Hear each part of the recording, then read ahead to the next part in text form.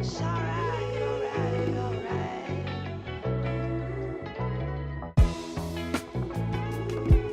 Listen, babe. Oh, yeah. It's alright, alright, alright.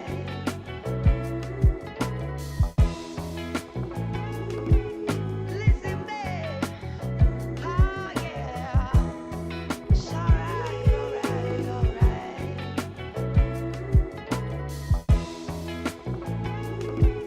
Listen, babe. Oh, yeah. It's alright, alright, alright.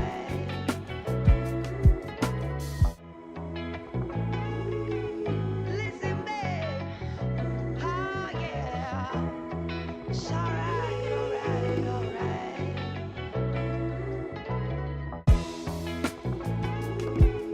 Listen, babe. Oh, yeah. It's alright, alright, alright.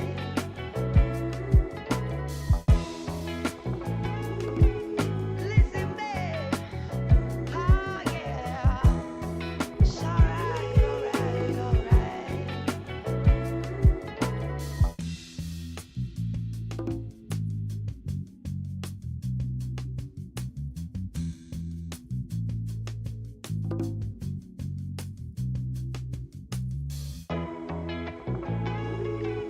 Listen, babe. Oh, yeah. It's alright, alright, alright.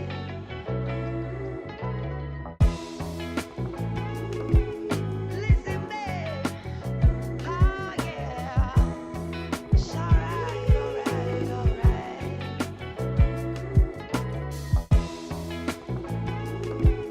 Listen, babe.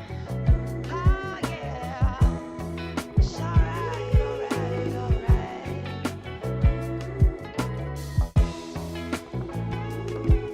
Listen, babe. Oh, yeah. It's alright, alright, alright.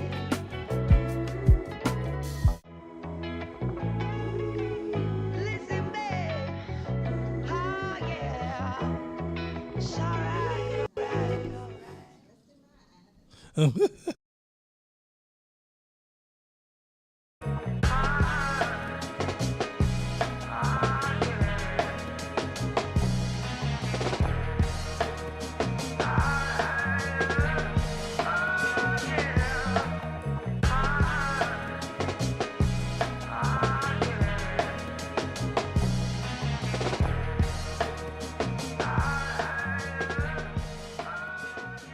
Hey, welcome back. Welcome back. This is going to be another fun class. I'm really excited about this class again. This class is microphone just go down. Okay, don't play my microphone. I'm talking. I promise you, I'm that rapper that dropped the microphone, go over there and fight you and come back. All right. So here's the thing. They can't hear me. Why can't they hear me, Josh? Why is it they can't hear me? You don't have this fixed before I start talking. Huh? You get levels in Ecamm? So you see me moving in Ecamm. And they can't hear me in Ecamm. You can see me moving in Ecamm. I better not come over there and I'm not moving in Ecamm. Oh, now I'm moving. Now, so you let me cuss you out in front of all these people in the public, so now I can't deny it. I got lawyers. I got new lawyers. I just say, yeah, whatever. I don't love you no more. Pause. Anyway, let's just move forward. Yeah. Stop acting like you honored. Anyway, I just want to say we're going to have a fun class tonight, but this class is going to be full of emotions. I expect some of you guys to really, so once again, I'm going to remind you, Court said the first 6 months that if you don't get this part, you're going to really struggle. And he didn't mean struggle because you're not intelligent to process this next stage, but he's aware of a lot of the emotional weight you're going to carry to get to this next stage. And a lot of this emotional weight that you're carrying is not because you're an emotional person or not an emotional person. It's because you're shifting state of mind. And when you shift state of mind, it's not a welcome process. Change is never going to be easy. I was talking to somebody the other day, and they have a consulting company, and they were arguing about what was wrong with this larger company that they service. Now, this is a multi-million-dollar data researching company. That's data researching marketing company, and they were fussing about one of their big clients and how the big clients have a tendency to create friction for them. And they went on to kind of do the gossipy undertones, like, and they this and they that. I said, stop, because you're going to give me a headache. And what I said to them is that, do you understand when you're a consultant for a business, I don't give a shit who you are, that you create disruption? Any consultant creates disruption. And when you create disruption, you also create pain. Also, what is best is not always necessarily what is best for the culture of that business. Remember last week I told you guys something that was really, we said it really fast, but let me come back to this. Culture trumps strategy. Y'all remember that story of Moses? Moses went to God and got the perfect strategy. Culture said, nah, we're not doing it that way, baby. So they never made it to the promised land. That story in itself is the nature of how businesses and large groups work. If you're a business, you may look at a spreadsheet and go, okay, I can move A around, B around, reorg, hire this person, put this person in position, fire this person, implement this strategy, create these new processes. But you forget about, they call it interpersonal mechanics, which is the internal way people feel about the environment they're working in, and how you feel about the environment you work in shapes how you show up to your job every day. That's the culture, right? How you're rewarded, how you punish, do you like this person? How are you going to feel inside? If you put me next to a person, if you put a creative person next to a techie person, how does that person now feel, right? We don't think about the power of when you bring a large group of people together, how they feel. And so a lot of times when you're a business, a life coach, business coach, shit, if you want to be honest with you, even trainers, when you decide to work and change anything on any human being, there are interpersonal mechanics that are automatically resisting change. And when you do that, the best way to actually change large companies as well as individuals is start small and work your way up, spin up. Don't come from the top down. So a lot of times, this is why a lot of people who are consultants try to provide their high-level expertise, and then they go and gossip about their clients they're servicing, going, I don't understand why these clients are not making these adjustments, because they started from the top down. A lot of times, it can come down to, so for example, in companies, it could be as simple as Kaja is not adjusting to this new system, but she's not really adjusting because she doesn't understand the system. She's not capable of adjusting to the system. She just wants a new laptop. And until she gets that new laptop, fuck your systems. This is what I'm comfortable doing every day. Plus, human beings like to stay within their comforts. When you change a business, you're asking a business to re-engage in uncertainty. So imagine, a business is chuckling along and they're just worrying about applying more or less strength, right? More and more, like battling, what do you call it? When you close the hatches. Batten down the hatches, right? They're worrying about that at the time. They're worrying about focusing. They're worrying about energy, right?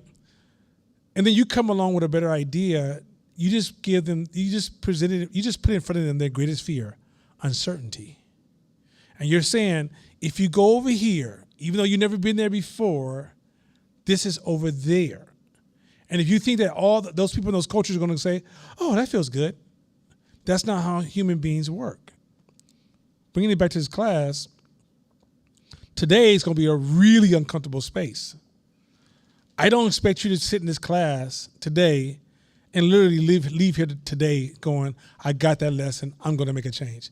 This is a lesson that's going to take about 6 months to a year to kind of like get into your system. And because you're going to see, once I teach these principles and models, and I'm sure most of you guys have already started to experience this, you start to see samples of this all through society now. Like, it's like when you buy that Honda Accord and you never saw it before. Now that you purchased it, you see it everywhere. But before you purchased it, it didn't exist. So as I introduce this new idea, it's going to start to show up in so many different places in your life, and it's going to help you eventually conform to this form of thinking. But just know today's class is going to carry a lot of emotional weight. So, make sure you eat your snacks, get you some water, stretch, do some push-ups, whatever you got to do, because this is going to be one of those rough ones.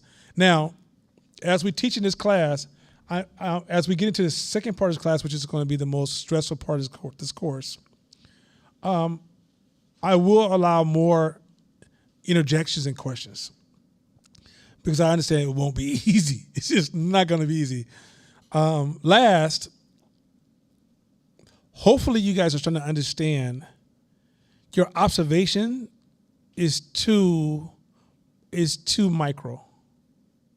So when you're just looking around society going, what's wrong with society and your observations, it's absolutely too micro. I was telling Shabisha earlier that they discovered if a young girl has a poor relationship with her father growing up in early stages and is not corrected by the environment the mother provides, the young lady more likely will have an early menstrual. The young lady will more likely be more rebellious, and the lady will more likely have higher risk. Now, she can have all her micro ideas of the way the world works and how she's seeing things and how she's talking to people. But there are certain environmental cues that trigger certain genetic responses to our environments that causes behavior that many of us miss because we're too micro. The hope of this next 6 months is for you to start to look at society through a macro lens. And when you look at society through a macro lens, you'll realize there are certain things that are dictating the outcome of human beings that we're just changing the narrative of, but we're all walking down the same path. And until you understand how to shift the environment or the other cues that shape behavior, then even in your analytical thinking, you're still thinking within the margins of that path that you're almost predicted to go down. So it's a much more complex way of looking at life. So hopefully this class is going to get you to a point where barbershop talk makes no more sense to you. Because barbershop talk is kind of like instant causation. He did this because of this. She did this because of this. This is why this. Gossiping is very elementary surface type dialogue and thinking. Where here, when something does happen in front of you, your brain should start to move faster and faster towards questions than statements. Meaning you start saying, whoa, that just happened. What does that mean? Maybe, I'm going to inquire. I need to listen more. I need to pay attention more. I need to understand more. Where in the past, maybe you ran to your assumptions, not realizing that those assumptions was keeping the walls up in your life, and so to the point that your life was always the same. And so hopefully I'm loosening up those assumptions and allowing you to analyze on a broader scale, ask more questions, walk away from that egotistical assumption that you're highly accurate in your assessment. You say, well, why is that necessary? Because when you decide to build something, that's the foundation of how you have to think, because you can never see the public you're trying to serve. You may think you can see them. You may have the distortion of, because you see, your brain is only capable of a maximum level being aware of 1,500 people. Your brain's capable of only being close to, best friends, I think is something between 4 and 8. I can't remember the number anymore. And the amount of people that you know their name is around 150. Well, if you're around 7.5 million, let's go to the highest. Let's say your brain is capable of even knowing the 1,500 people name. You're not even able to analyze the behavior of 1,500 people in your life. So if you're able to analyze, say, maybe 50 to 100 people in your life, what about the other 7.5 million people in the Bay Area that you're trying to serve? You have no idea who the fuck they are. And so when you move into the space of curiosity, you can speed up the process of using the proper tools to assess who you're trying to serve, and then properly position your products and services to sell your products and services. Last point before I get started, talking to some sisters, first of all, I want to give a shout out to, I love black folks from San Francisco. We've been doing a lot of work in the Bayview, Hunters Point, Sunnydale. Sunnydale's real, by the way. That's the Bay Area's version of Compton. But if you see the resourcefulness of those black folks out there trying to figure it out, I really want to nod to. I really love how they show up to their community. But I was saying to some black folks that they were talking about like training new entrepreneurs by helping them write business plans, which if anybody knows me, that shit sucks. And I say, you know, what's the most important role in the corporation? In any business, what's the most important role in that business? And, you know, of course, the sister, she tried to guess at it. And I said, anybody that interacts with the customer. The most important role in any business, all salaries in that company depends on the person who interacts with the customer. The building you live in depends on the interaction with the customer. The house you drive, the car you afforded, the lifestyle you live comes from the interaction with the customer. The foundation of any business is, can you sell some shit? Let me say this again. The foundation of any business is, can you sell some shit? If you can't sell some shit, at this point, you're playing games. You're using these processes to fool your brain to make you feel like you're doing something. When it comes down to go sell some shit. You might say, well, no, my product's not even ready. Then go sell somebody else's shit. But go sell some shit. Because if you came to me or Court for advice and say, Court, can I talk to you about my business? Court can provide all the advice in the world to you about your business. But here's the problem with advice. Advice has to work two ways for it to be successful. It can never be one way. There's no gurus in your fucking life. Turn the TV off. The guru will always be you. The guru will always be you. So when you come to an outsider for advice, you got to have the filters and the testing systems to evaluate the advice and be able to push back, go, well, yeah, I hear what you're saying, but that's not where I'm at. Or that's not my customer. And here are some of the challenges. And through that dance, you discover a solution. Not Court, through a dance. Because what you're assuming is, if you go to, let's say you come to Court about training. Court's circle of competence is his industry of clothing, right? And he stretches from here across the globe because he literally gets on planes and go across the globe and expands his competence. You come to him about how do I run my gym, he understands principles and patterns and models, like we all do.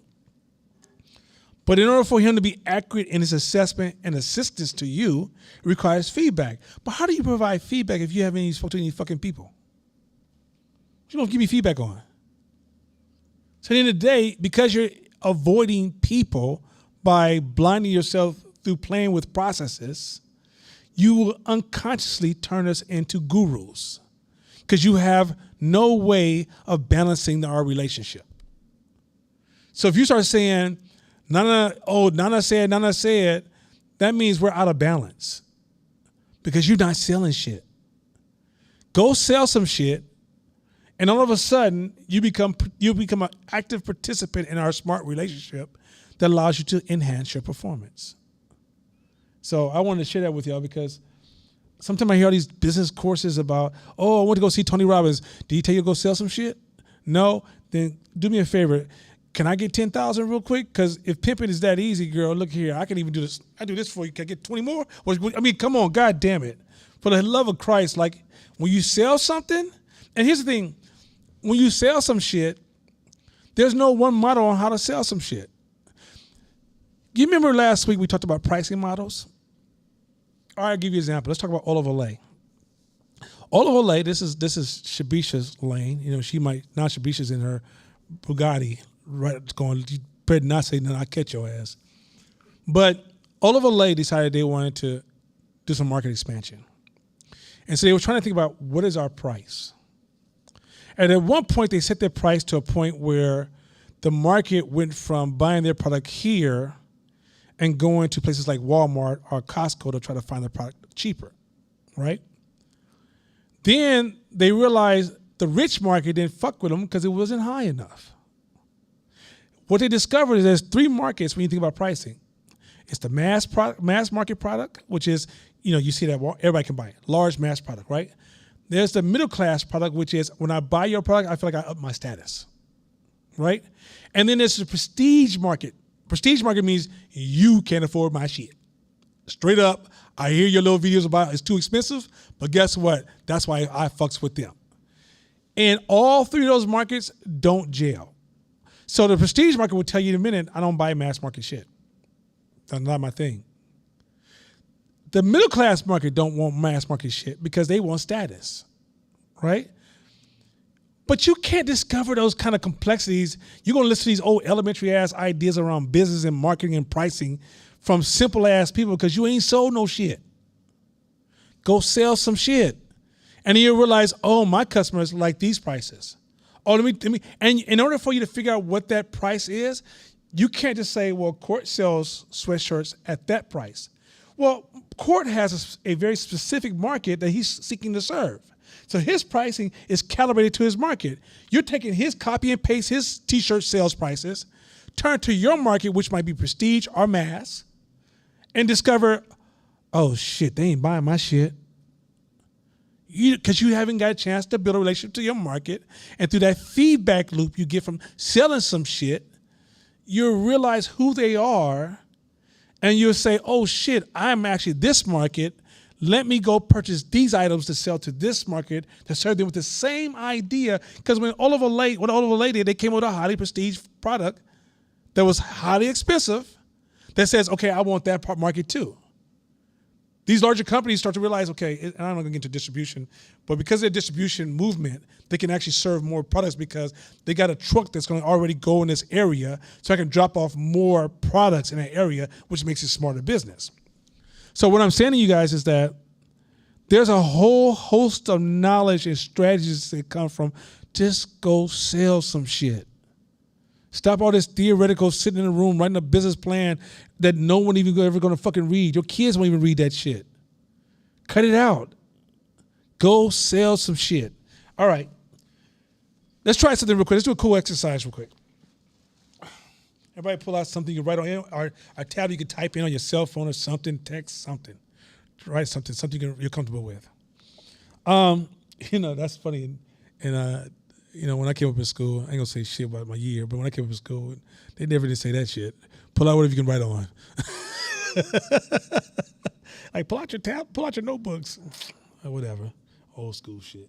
Anyway, I want you guys to think about a major decision you recently had to make, or if you was in a position of your life, like a dream position, what's a major decision you would like to make? So either way, a decision you would like to make that you say, this is a decision, if I was in a position right now in a community, I would change this, right? Or in my life, I had to make this decision this week. It could be as small as I had to make a decision, but it has to be something that requires some thought. I don't want to hear, I was looking at these two cool ass outfits that I was like yellow, green, I went yellow. What you say? No, that's too much right now. And I can actually work with that, but I want to give it a little bit of depth so it means a little bit more to you. But that actually could still work. So I want you guys to think about a quick decision. Just come think of a decision that you would like to make or you have made and recently, because I need you to be able to think around that decision for a second. Let me know when you guys are ready. I just every once in a while, I'm going to check in and ask you to raise your hand. Those of you at home, do the same thing. Think about a decision. A decision. It doesn't have to be, my cousin I didn't like, he was in hospice and I was trying to decide if I want to pull a line myself. That's not what I asked. I said, any type of decision you want to make, just make it. I don't care. I had to make a decision what school my child's going to go to. Just any type of level whatsoever that person just asked me to marry him. Should we go to decide if I really want to fuck with him? But a serious decision that you had to make or you would like to make, meaning that, hey, when I look at the community, here's some things in the community I think I would like to participate in, and here's my first decision I would like to make. So I'll give you 2 more minutes, because if it's that damn hard, I know y'all making some decisions. Shit.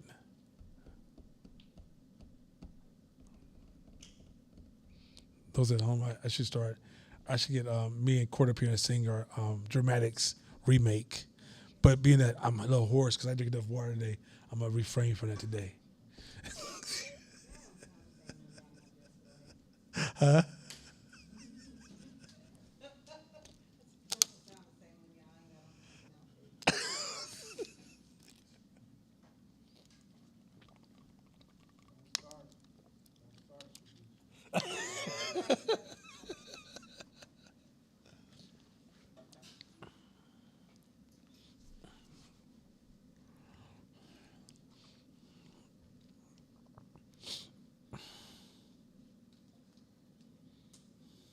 How many more people need more time? Anybody else need more time? We're that fast? Okay, I'm assuming everybody's ready then. Oh, okay. That's how we get down. All right, shit. I'm running with the big dogs. I'm sorry about that. I'm talking about this small talk in the big time world.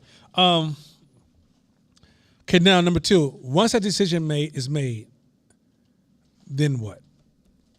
Write that down real quick. Don't write the whole sentence, but then what?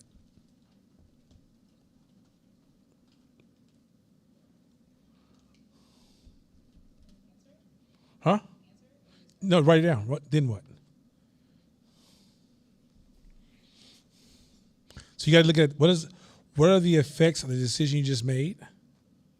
But I want you to think a little bit broad about this. Try to open your brain up to like something that could happen that you don't control. But you're saying just write then what or actually? No. Answer the question. Then what? Right. Don't write then what. Boy, I tell you. Hey. Dewey gave the best high school experience. That's all I gotta say. Anyway, hey, is Dewey still around? Is Dewey still around? Yeah. No, when I grew up with the Dewey, it was rough. I don't know what it is now. It might be nice and social justice out, but it's not. Okay. Then the joke's still good.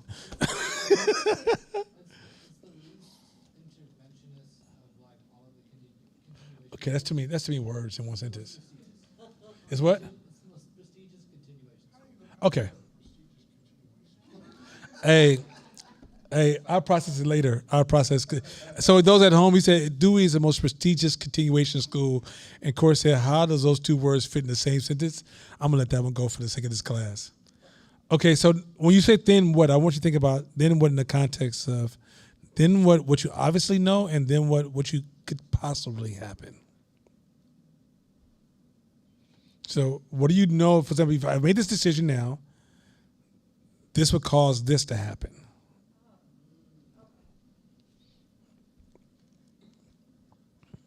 So first go with your guarantee this would cause this to happen, and then go with something that could possibly happen.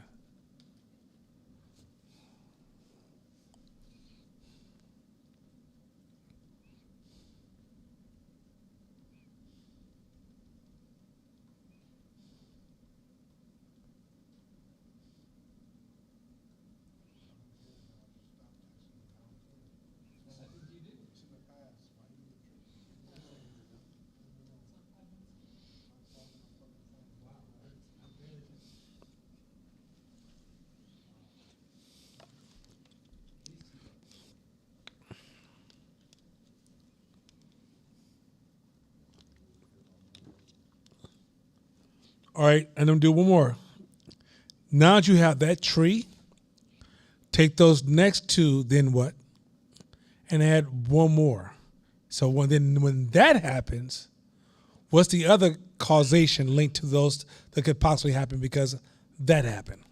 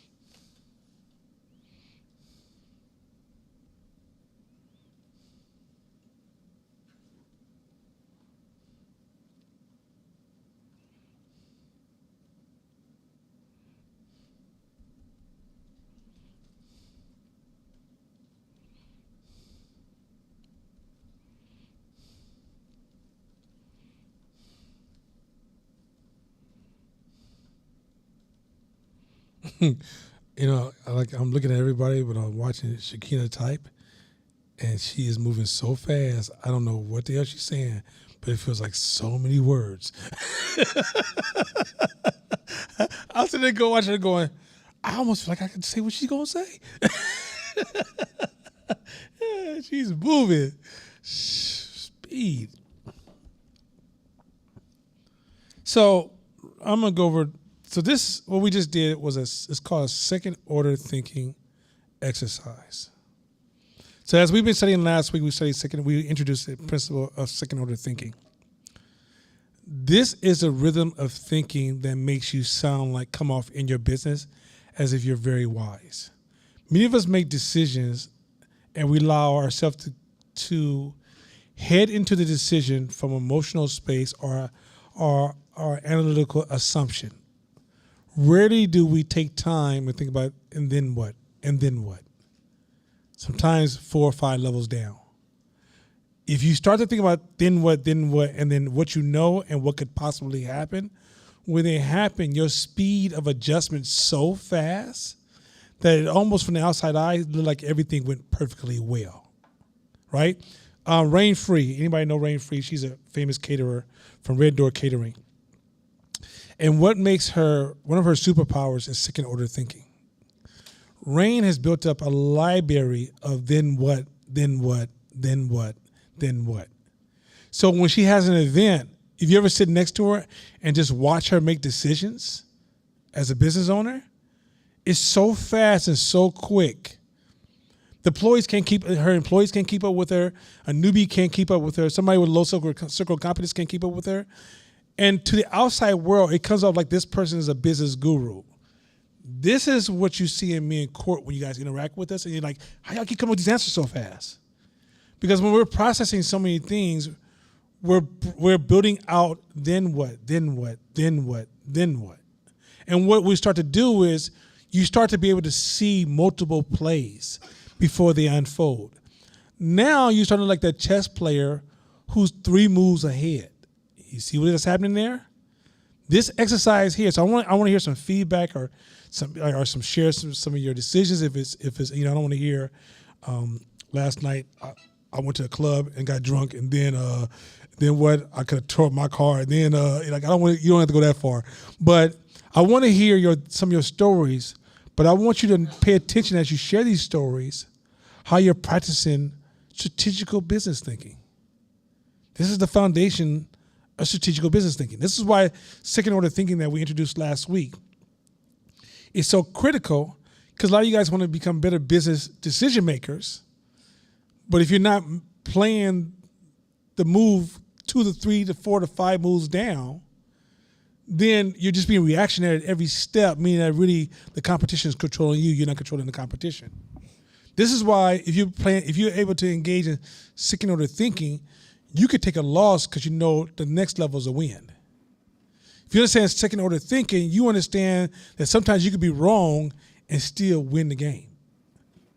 But if you just respond to every situation, you go, no, it's so hard for me, to be wrong here because I just feel, because you're stuck on that level of decision making. You haven't went to the then what, then what, then what. You choose your love mates, then what, then what, then what. What school your child goes to, then what, then what, then what, right? A lot of old black folks who lived in the South, who grew up on sharecropping environments, they've developed more than what thinking. They can articulate it scientifically, but everybody says, hey, you need to spend some time with that boy, because if you don't, he's going to be over here. That's actually some truth there. That's a nurture versus nature argument, right? Because what they saw was examples over and over and over and over, and they saw people implement different kinds of solutions. And so by the time they get older, they come off as that wise old person because they started to backfill their second order thinking. So with that being said, I want to open it up. Anybody has any feedback, any type of thing anything they want to share, or how the process kind of worked with, how they feel about the process or anything. Kaja, you want to go first? Somebody want to give a microphone to Kaja? Okay, go ahead. Kaja has a question. Jasadi's got through eating, so he got that itis. He gonna be okay. There you go. Thank you. Thank you, Josiah. Look at you rubbing his stomach. Go ahead. Do you in court, I'm interested in your answer to this too. Does that ever make you feel exhausted, that constant and what, then what, then what, then what? Like, it just feels, hearing you talk about it feels exhausting. Well, let's go back to, remember when we said at the beginning of this class, this, I promise you, court has set this foundation so cold. Remember we talked to you about working out all the time? Y'all think working out is about the body. It's not. It's about the mind. Your brain can get to the point this. If you work out with Shakina for the first time, you ain't never worked out before, it feels suicidal. I'm not going to exaggerate. You're going to throw up. Are you going to call the police in the middle of your workout? You're going to stop it like this. Fuck this. I need you to come get this heifer. I promise you, it's going to change the whole conversation because it's going to seem violent to you. But if you train with her for 3 years, it's going to become exciting to you, right? Entrepreneurs, and the question, I thank you. First of all, Kaja, you know I love the way you always show up the questions. Between you and Lily, y'all, I should just tell y'all to ask all the goddamn questions because y'all ask the best, richest questions, even though they're very simple. And I think they're shared by more people in this class. But that's what we're trying to explain to you. You can't stay the same. Corporations doled you down so fucking much. Schools doled you down so fucking much. When you get to the wild, you realize, oh, they done made me soft. That's why the wolf versus the dog argument is still a valuable argument here because as you grow, you become a wolf doesn't know he's stronger than a dog. He just is, right? When you're in corporation, the dog doesn't feel like he's lesser than the wolf. He just is. When you're in corporations all the time, that corporation is almost stimulating a state of mind that you've gotten comfortable with. I promise you, when I'm doing the second order thinking with important, I don't do it on like, what kind of socks I'm gonna wear today. No, but I will do it if I'm thinking about what kind of shoes I'm gonna wear to the gym. Then what? Then what? Right? I'm doing it, what kind of car I'm gonna buy. Then what? When am I parenting? Then what? Right? And sometimes I'm left with a void, like shit, I don't know. Now I'm hungry for the research to figure out what the fuck then what could be. Then which makes me go back to my first principle thinking and go, oh, those are the assumptions. Remember, remove these assumptions and go back to rethinking this idea because I thought I knew what the fuck I was doing, but that was my ego lying to me, right? Second order thinking is a tool to clean your thinking up and remove those assumptions because we quite often hear you guys approach us with these ideas and we realize you ain't thought about this shit. If you thought about it, you don't need us to think about it. You just need to learn this discipline of second order thinking, which is then what, then what, then what. And you can start off with the most important decisions first. But then think about it. How many of us would have saved our credit if we had second order thinking when we were 18? Like none of us had that shit. We was like, I'm about to get flossed and I don't know what's up next, but it's about to be whatever, it's gonna be fly, right? So then what second order thinking says, let me play this out. And if you, let's say I'm a young teenager and I'm going to floss up, well, what are my options? What are my moves? And until I can see those moves, I don't make this move, right? Like you start, this is where you become a strong participant in strategically planning the direction of your business. Because your direction in your business is not based upon going down avenues that are marked with clear-cut direction and destinations. It's like being in an ocean and you got to figure out where you're going. And like, you know, if somebody jumped off a boat in the ocean, the chances of you being found is close to none. It's just too large, right? So imagine trying to navigate a large-ass ocean from point A to point B, and you're not thinking about if I make this move, then what? Or go hiking. I was going to rent the REV4, which is a big camper, and the guy said, if you decide to go camping, please understand this. You have to plan ahead, which is then what on everything, because once you out there, you may not have access to a lot of things, right? This is the way you live in the real world, but in corporations, we remove all that so much from you. You don't realize if you lived in the wilderness right now, if you lived on the farm, oh, you second order thinking every day. Every day. That's all a farmer does is second order thinking. How can you be a farmer and not do second order thinking? I agree. I agree with, yes. Turn the mic on. I also want to talk about luxuries, like a single mom who loves her children don't have the luxury to not relax or to chill or to hang out or to take a break. You know what I'm saying? There's certain luxuries that people in certain positions do not have. And an entrepreneur doesn't have the luxury to be exhausted in her or his thinking. You ain't got the luxury. So I don't give a shit if you exhausted or not. You better go take a break, take a nap, wake up and jump into that second order thinking, because if not, you will lose your lifestyle and whatever other employees are relying on you to think. So the word exhausted doesn't even pass through the mind at all, because that's a luxury that I don't have or Nana doesn't have. Once you choose this lifestyle of being an entrepreneur, the word luxury don't even exhaust. Oh man, I'm exhausted. I don't give a fuck. The shit got to get done. So whatever I need to do to perk myself up and get my brain working to make it happen, that's what you got to do.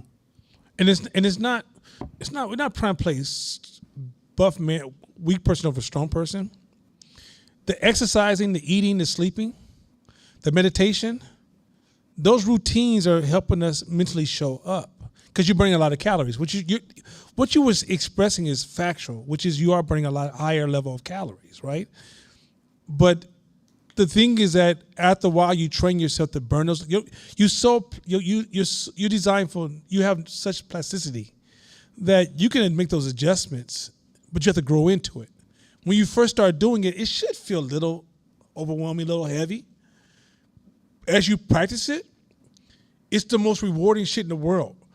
Because Shabishi could tell you from working with me, when a problem came, I was quick on my feet. It's a Floyd Mayweather thing. Floyd Mayweather avoids. He looks great to be an ex-boxer, right? Because he avoided all those punches. That was his biggest complaint. He don't get hit a lot.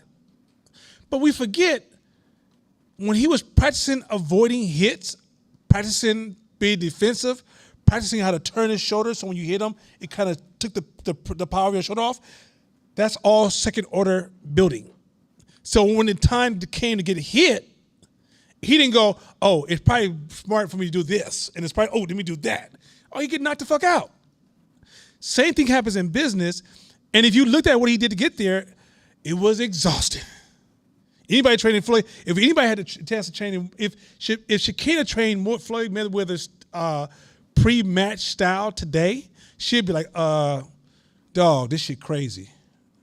Right? I think even Cassandra would be back there drinking alcohol in the background, talking about, this is just too much for a sister, right? And so, but their second order thinking is their training that prepares them for the battle. If you think you're about to go in business and you're going to hold hands and sing Kumbaya and nobody's trying to take your shit, it's just not how it works. If you introduce a great idea to the market and you don't run that idea strong enough, the guy who can run the strongest or the woman who can run the strongest takes your business. That's it. That's it. Ain't no, I'm sorry for your, it should be me. Oh my God, I was the first one. Oh, respect who I am. I'm a black hardworking woman, a white woman. She, what they call that when you take the culture? She appropriated me and took my business. No, you weak and she's strong. Sorry, bye. That's how business works. And guess what? In business, if me and him was in competition and I took his position, we shake hands and have dinner tonight. And what he's thinking is, how do I get better? And I'm thinking, how do I stop him from catching me? Now, in the meantime, while we play our game, we both eating. But we don't take this personal. We're in personal world, in corporations, if I take your shit, we in HR. That's a different conditioning of mindsets. And so when I say you're not taking this class to extend your corporate mindset, you're taking this class to find a new mindset, because if the shit we've been doing has been working, we can leave here right now and East Oakland is going to have high rises. But that popular opinion that we hear all through Oakland is why we're not in the high rises and we're at the front of the job line. So we got to have a real deep conversation saying, hey, somebody done told these lions, because you're a lion. Somebody done told this lion to act like a kitten. and we should be doing cat shit. You're a motherfucking lion. Go the fuck to work. So that's kind of where I'm going with. Like, so it's by no means, it's me really telling you, hey, you about to go to war and you can't do push-ups? Motherfucker, stay up all night, figure that shit out. And I know she's going to, because this is why if you don't want it, leave this shit alone. Because when you really get in this game, if you're not really for this game, it's going to become overwhelming. And that's why many people fall off before they get there, because they think some invisible force is stopping them, when the invisible force is really you, or what we don't know. And it doesn't reflect a flaw of the person who failed.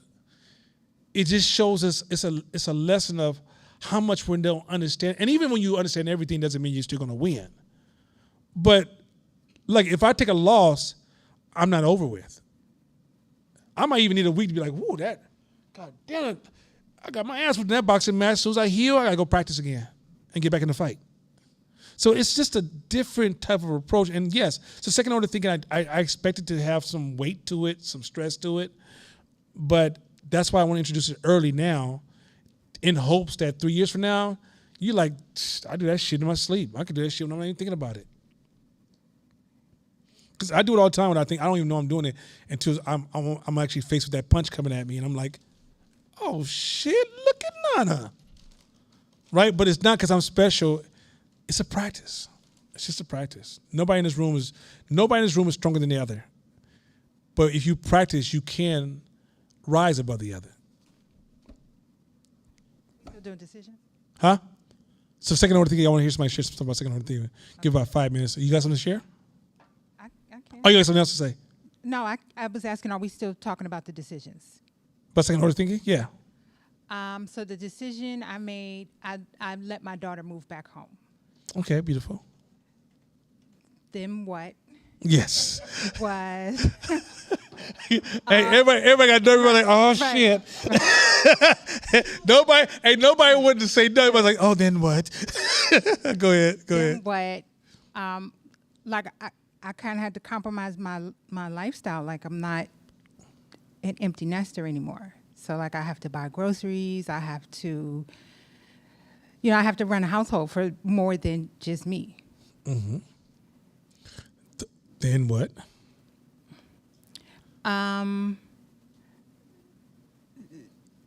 Then what? I kind of like don't have control of my household because I don't know how long this is going to be the arrangement. So where you missing is your tree still too controlled. I'm sorry? Your tree is too controlled. Your lines or extension is too neat and too controlled. What I need is also uncontrollable, unpredictable possibilities. Because in order for you to be able to start to, the future is so not guaranteed and so full of uncertainty that you don't want to map out even then what too clean. You want to say, she came to stay with me. That's a decision I made. Then what? Well, it could be that I could lose absolute control, or what's the other options, right? If you don't have those other options, which there are other options, there always are other options. It could be she cleans your house like you've never seen before and starts to become a contributor in the ways you never imagined, right? Mm-hmm. But all those then what's, as you build those trees out, you're able to then show up to them because you've been thinking about them.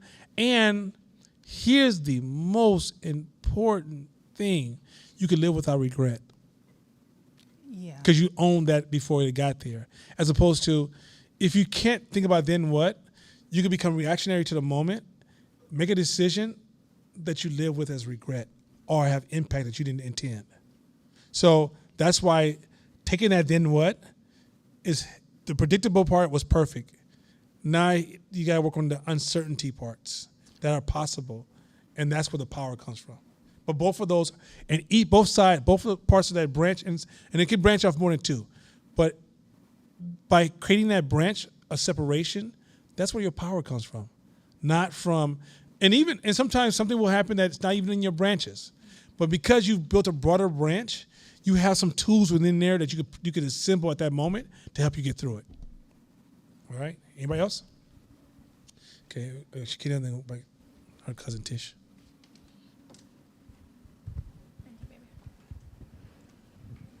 I hella just added a branch. Mm-hmm. But long story short, I was faced with the decision to purchase an expensive piece of equipment. I decided against it. The branch that I just added was having to choose between short-term gratification versus long-term gratification. Then my secondary, then what would be, this would give me leverage power and security so that I could have future investing power and would allow me to reduce my stress levels and increase my bandwidth. My second one was I could use additional money to invest into the company infrastructure and enroll it in an area that could yield a higher yield of return, making what could have been an expense into a smart, lucrative decision. And then my last one was I could potentially hire out more staff and increase higher quality of training for onboarding that would allow my business to create more impact for our members and generate more revenue. If you had purchased the equipment, you said if you would have I made this. had not. So I was planning on purchasing like a really. So you just did one side. If you had not, here's the benefits if I don't. Yeah. And did you build out the extension of what's the benefits if you did? I didn't have enough time because I was writing a lot. Okay, yeah, you was right. I'll excuse you because you were the fastest typing person. I knew it was gonna be hella words, and that's why I had to stick with you. But I think one thing that I want you to be careful with though, and this is the second time you've done this, is try to create a train of thought that's a little bit simpler, because if you put too many words in something, you're gonna lose control. Well, So, for example, you said, what's the first one? Give me the first one. The first, then what? short-term versus long-term gratification. Emotional. Second term. Second one. Third. Next one was. Boiling down, creating leverage. So okay. You say if I would got it the first time, I would just because I wanted to. If I didn't, maybe not saying okay. What was it?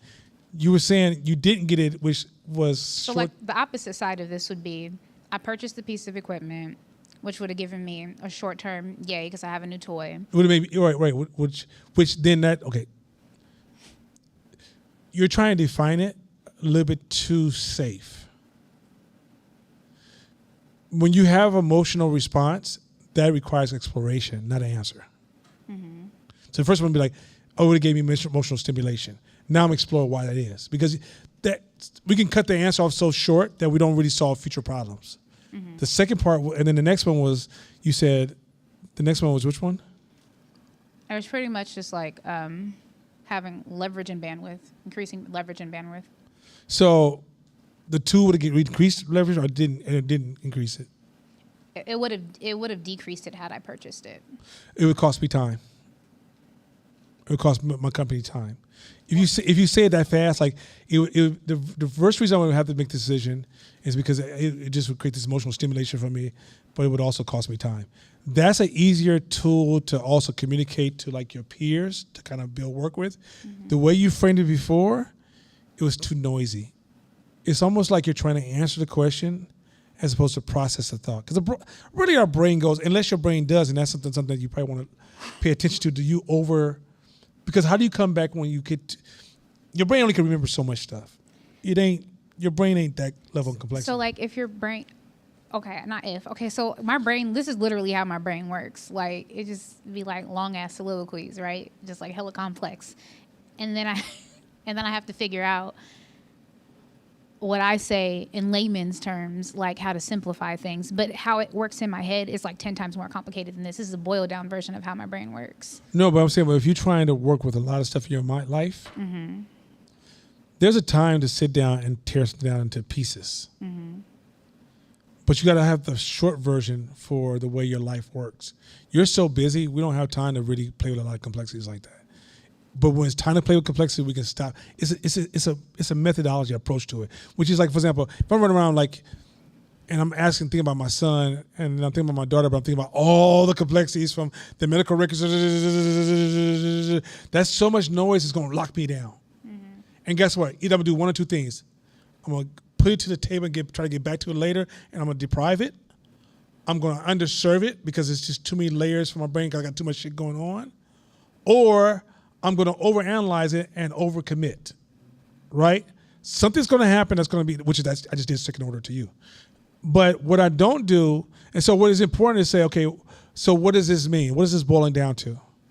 What is this equipment? Because also too, if I'm going to do evaluation, I got to be very clear on at the core, what are the core things driving this decision?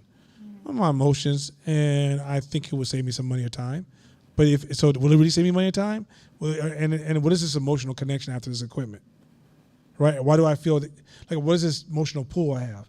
Is it internal? Is it external?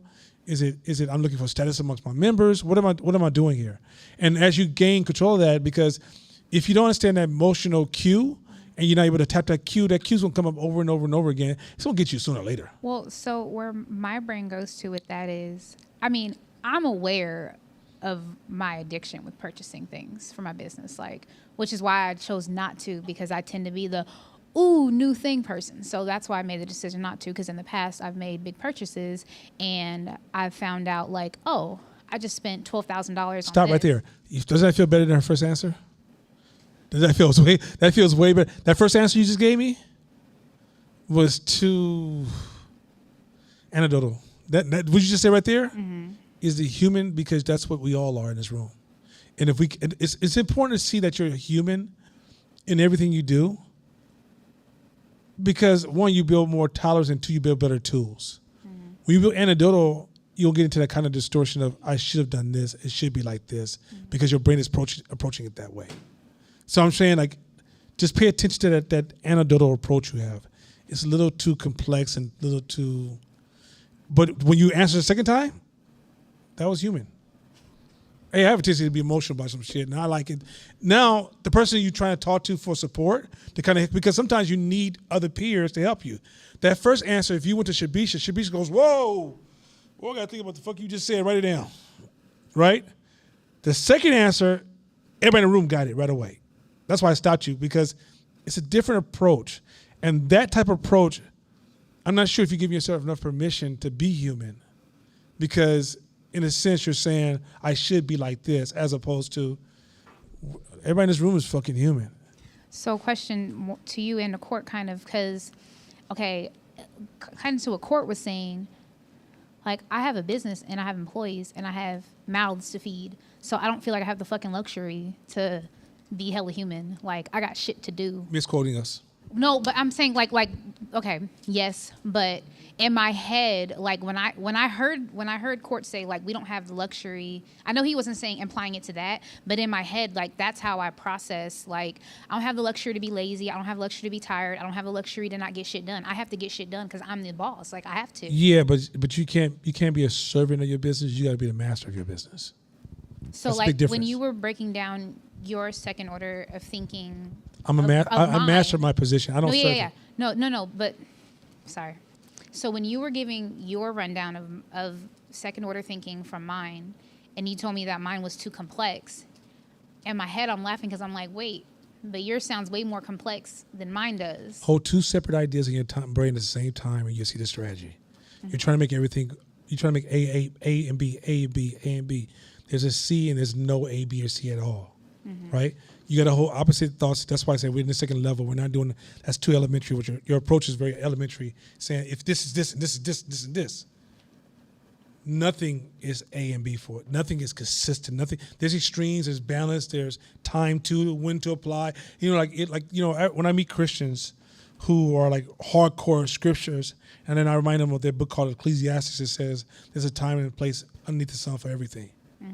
There's a time to be right and there's a time to be wrong, right? There's time to be good. Like, there's time for all that stuff. And so that's where wisdom kicks in. And so what I'm saying to you is that in processing a thought, even when you're processing a thought, to assume that you're simplifying yourself because you're using a more simpler way of approaching it. That's like me doing an exercise right now, and everybody writes a 3-page note as a Post-it. You know that's going to clog the meeting. It does the same thing in your brain.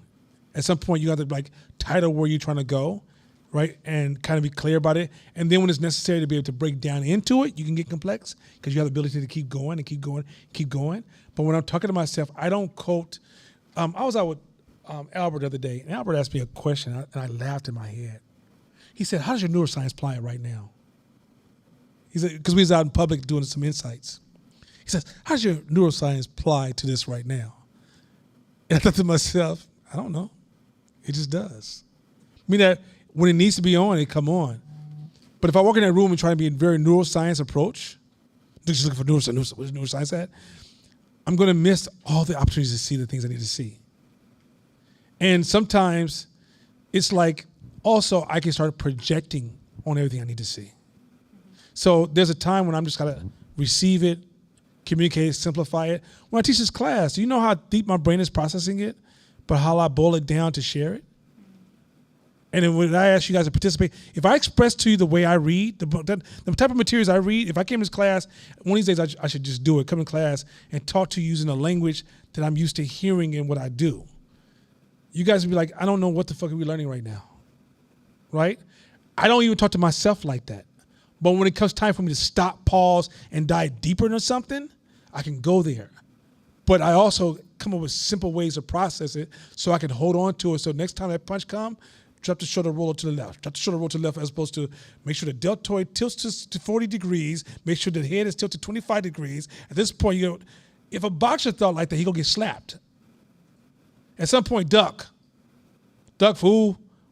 Practice the duck. They did it to Michael Jordan. They were studying Michael Jordan. You ever seen white scientists study Michael Jordan? This shit is boring. It's just too much. You ask Michael Jordan, what are you doing? Man, I learned this move from practicing, and I just jump, I do this move, hit him with this shit right here, he don't know what's coming.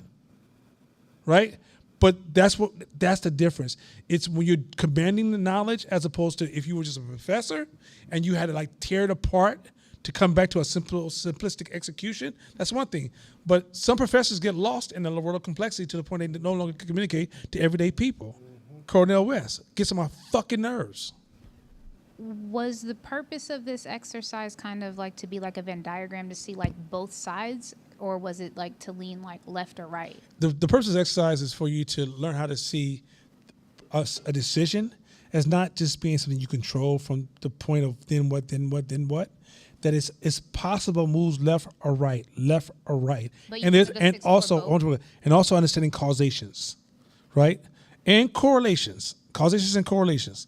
And so in that process, the goal was, okay, here's a decision I have to make. And it could go this way and could go that way. This what could happen from this decision. And if these two things happen, this could happen. Right? Oh shit.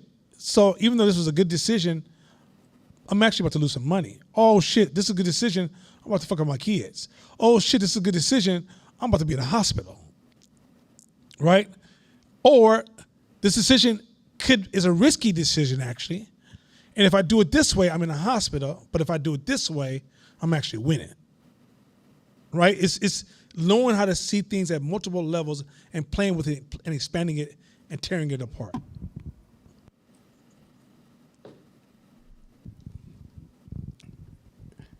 In your world, in your terms, Shakina, in our communication, it's Connect 4. I don't have to say nothing else. It's Connect 4. The way you play me in Connect 4, that's what second order thinking is. In the rest of our worlds, it's dominoes, right? Yes. So when a brother says, all right, go ahead, play that 6-4, and then you play that 2-5, and then you play that 6-7, and then domino. That's second order thinking at the highest level. But you're a mastermind at that Connect 4 shit, right? So then you know what that person's going to do, and then what you do, then that person, and then you already have it all mapped out. So you just following the path in your head now from that point. I have one last follow-up question. I'm sorry. Mm-hmm. So I'm realizing that I overthink a lot. Yeah. Shh, be quiet, Court. And I'm struggling because I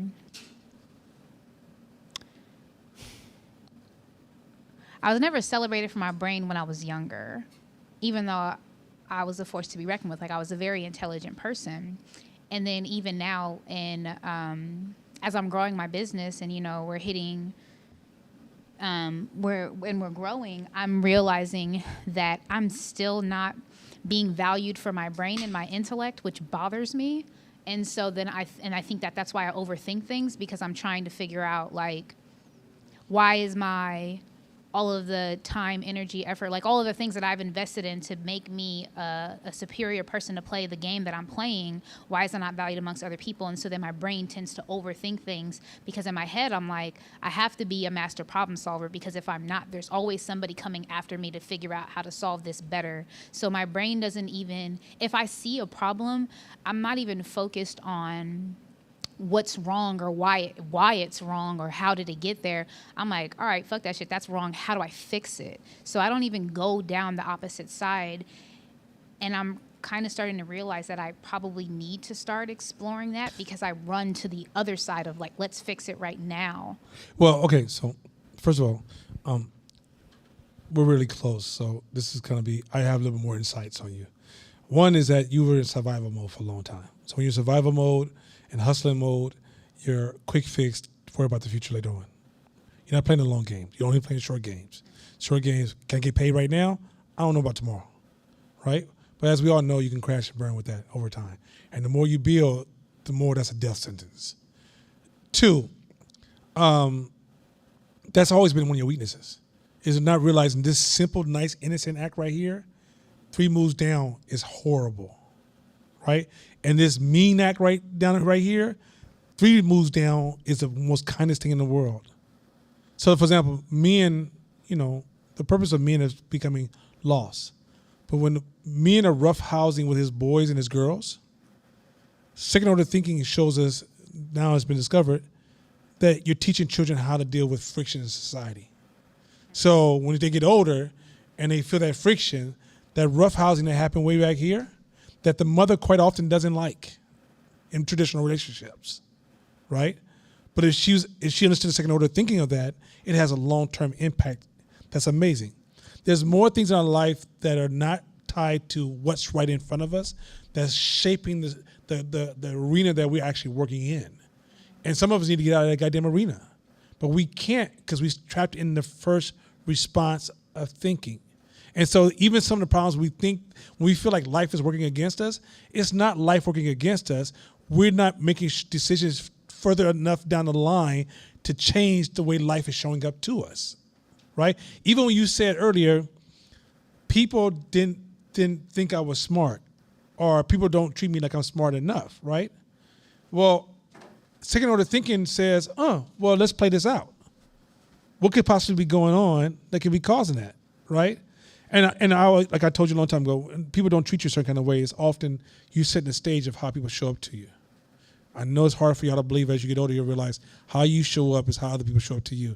You feel like you're being disrespected all the time, stop disrespecting yourself. And I ain't talking about the way you dress or the way you look. I'm talking about just the way you show up to that space, right? So in a sense, while you're in survival mode, you don't realize how that may be impacting relationships of people around you. And so then when people start showing up to that way that you show up, you feel some kind of way, but losing the ownership of that in the process because you're first level thinking on everything, right? And so second level thinking allows you then to start to control your environment that shapes the way your world shows up, to shape your own personal happiness and enjoyment of this life. And so second order thinking is something that I want to kind of, I'm going to pause here and jump into the lesson because I want to kind of dive into it more to get to the lesson. But this tool of then what, and we had a couple of chance to illustrate where one was Kaja she used second order thinking down a pipeline of control to control decisions, right? Which was absent of the uncontrolled decisions. And yours was too heavy and too flooded with too many details that will actually disable your decision making and make you go back to defaulting back to first level decision. Because at some point you're going to be physically tired, which goes back to Kaja's point, is that if you're not taking care of your body, eating and exercising and dieting, at some point you'll default to poor decision because you just don't have no energy left. And so that's why all this shit is tied. So when we keep telling y'all go to the gym and work out and eat better and sleep and all that stuff, we weren't telling you that because we was on some old, like this whole time you and Cassandra have been paying us cash to promote under exercise and shit. We know the direct impact it's going to have on your decision-making skills when you're dealing with complexities. Because you will deal with those complexities. But even dealing with complexities, they say the most brilliant person is a person able to take the complex idea and simplify it. Okay. That being said, let's jump into some of this lesson. I got because we got so much to cover tonight, and tonight I want to make y'all feel uncomfortable. You're like, how you know we don't feel uncomfortable already? Well, you're gonna feel really uncomfortable. Let's finish this second order thinking session. We're gonna fly into this, and I'm gonna slide with Shabisha. Shabisha, you ready? me. Let's do this, Shabisha.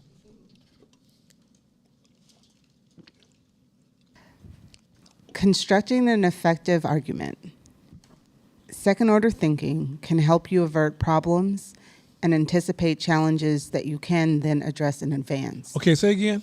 'Cause that's like you just started off perfectly. I wasn't even aware it was the first line. Do it one more time. I just kind of almost said this stuff, and I want you to also pay attention to, like, have you noticed like hood folks always find drama? I don't know, y'all ain't got no hood friends, huh? I got some real hood friends. If you talk to them, every time you talk to them is drama. Hit this one more time. Constructing an effective argument. Second order thinking can help you avert problems and anticipate challenges that you can then address in advance. So y'all can see that to the exercise we just did. If you were thinking like that all the time, you are averting problems, which is problems cost you money, which problems cost you losses. Problem causes you disappointments. Problems will change all your fucking plans. Okay? And anticipate challenges. When a challenge shows up, they think they got you. You're like, I saw you coming before you came around the corner. You can address these things in advance, and you can make certain moves where the challenge doesn't even show up. The problem doesn't even show up because you already made your move in advance because you participated in a second order thinking. Keep going. For example, most of us have to construct arguments every day. Convincing your boss to take a chance on a new form of outreach, convincing your spouse to try a new parenting technique. Life is filled with the need to be persuasive. Arguments are more effective when we demonstrate that we have considered the second order effects and put effort into verifying that these are desirable as well.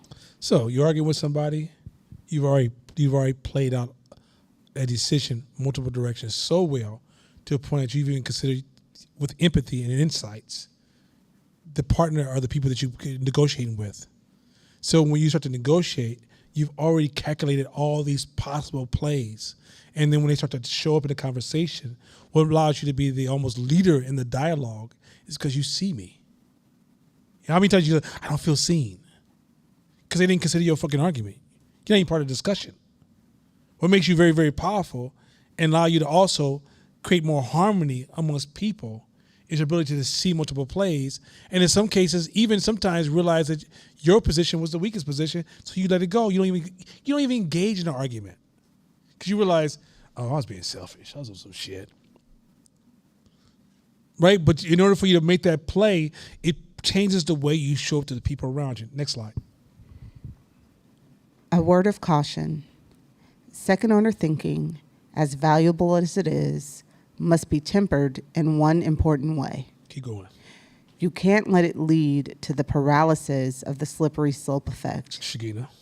The idea that if we start with action A, everything after is a slippery slope down the hill with a chain of consequences B, C, D, E, and F. So you can go too far. You just overthink it. Too many details. This is when you're too complex to the point that now it locks in your analysis. You no longer can process it because you've added too many layers to it. You have to. That's why I said the simplicity was necessary, because then you can own it and you can move back and forth really, really fast. You can start connecting parts in your head. Otherwise, you're gonna need a whole blackboard in your house, and I walk in your house like Einstein's camp. All right, next one. Garrett Hardin smartly addresses this in Filters Against Folly. Those who take the wedge, slippery slope argument, with the utmost seriousness act as though they think human beings are completely devoid of practical judgment. Countless examples from everyday life show the pessimists are wrong. If we took the wedge argument seriously, we would pass a law forbidding all vehicles to travel at any speed greater than 0. That would be an easy way out of the moral problem, but we pass no such law. So if you have a controlling gene in you, that also enhances you overthinking. Because in the end, you don't trust the people or the systems around you. So you start to overthink to the point that you kill off the movement of everything around you. So, right, so you're doing second order thinking for your child, and now you got them locked in the house on punishment because they want to go to a baseball game because you overthought it because they cry out there having sex with them nasty ass boys. And I bet you that's what he does. That's why she wanted to wear that purple outfit because Prince wore purple. And, he's nasty his damn self. That's where this is going, right? Your brain will literally play to a point of, okay, too much, too far. That's why the simplicity and knowing the control second order thinking is necessary. It's not just an exercise of then what, because then what can go berserk to a point that it can imprison you. Next one. But real quick, if you're controlling, second order thinking is dangerous. So you have to work on lowering your controlling mechanism. Like if you're over controlling, because in the end, your job is I don't believe in people. They're stupid. They need me to tell them what to do. And so I'm going to tell them what to do by I'm going to process what's the best thing I should do for them or what is the best system I can create for them, as opposed to equating human will. So this happened in conscious movements, how black people say, well, black people need to just do this, this, and this. I'm like, you're removing their will. You're removing their creativity, innovation, and their contribution. And once you open up to a large group of diverse black folks, things will come out of that group that you don't anticipate, right? So second order thinking even permits room for creative engagement that you don't control, right? It's leaving rules for these possibilities. But we can get so controlling that we just automatically interpret their creative contribution, realizing that we're actually smothering and suppressing the group that we're collaborating with. Go ahead. In practical life, everything has limits. Even if we consider second and subsequent effects, we can only go so far. During waves of prohibition fever in the United States and elsewhere, conservative abstainers have frequently made the case that even taking the first drink would be the first step toward a life of sin. They're right. It's true that drinking a beer might lead you to become an alcoholic, but not most of the time. Thus, we need to avoid the slippery slope and the analysis paralysis it can lead to. Second order thinking needs to evaluate the most likely effects and their most likely consequences, checking our understanding of what the typical results of our actions will be. If we worried about all possible effects of our actions, we would likely never do anything, and we'd be wrong. How you'll balance the need for higher order thinking with practical limiting judgment must be taken on a case-by-case basis. If nonprofits and governments and community-based organizations practice second order thinking, but healthy second order thinking, they would all look different tomorrow. Most nonprofits and community organizations and government says, I'm going to fix this problem. But the problem is that when they fix this problem, it causes another problem. And there's another group that don't subscribe to that problem. And so quite often with second order thinking, we don't really take in consideration the lay of the land that we seek to serve. We almost have a perfect picture in our head of where the world should be, and then we try to command the world by this picture in our head, as opposed to really taking lessons from the public we seeking to serve and studying patterns of human behavior historically that says when they get nudged to the left, human beings can do these possible three things. Which one of these things can we afford? So a lot of nonprofits have came to our communities with the intent to do good and caused more damage because they had no second order thinking. Next.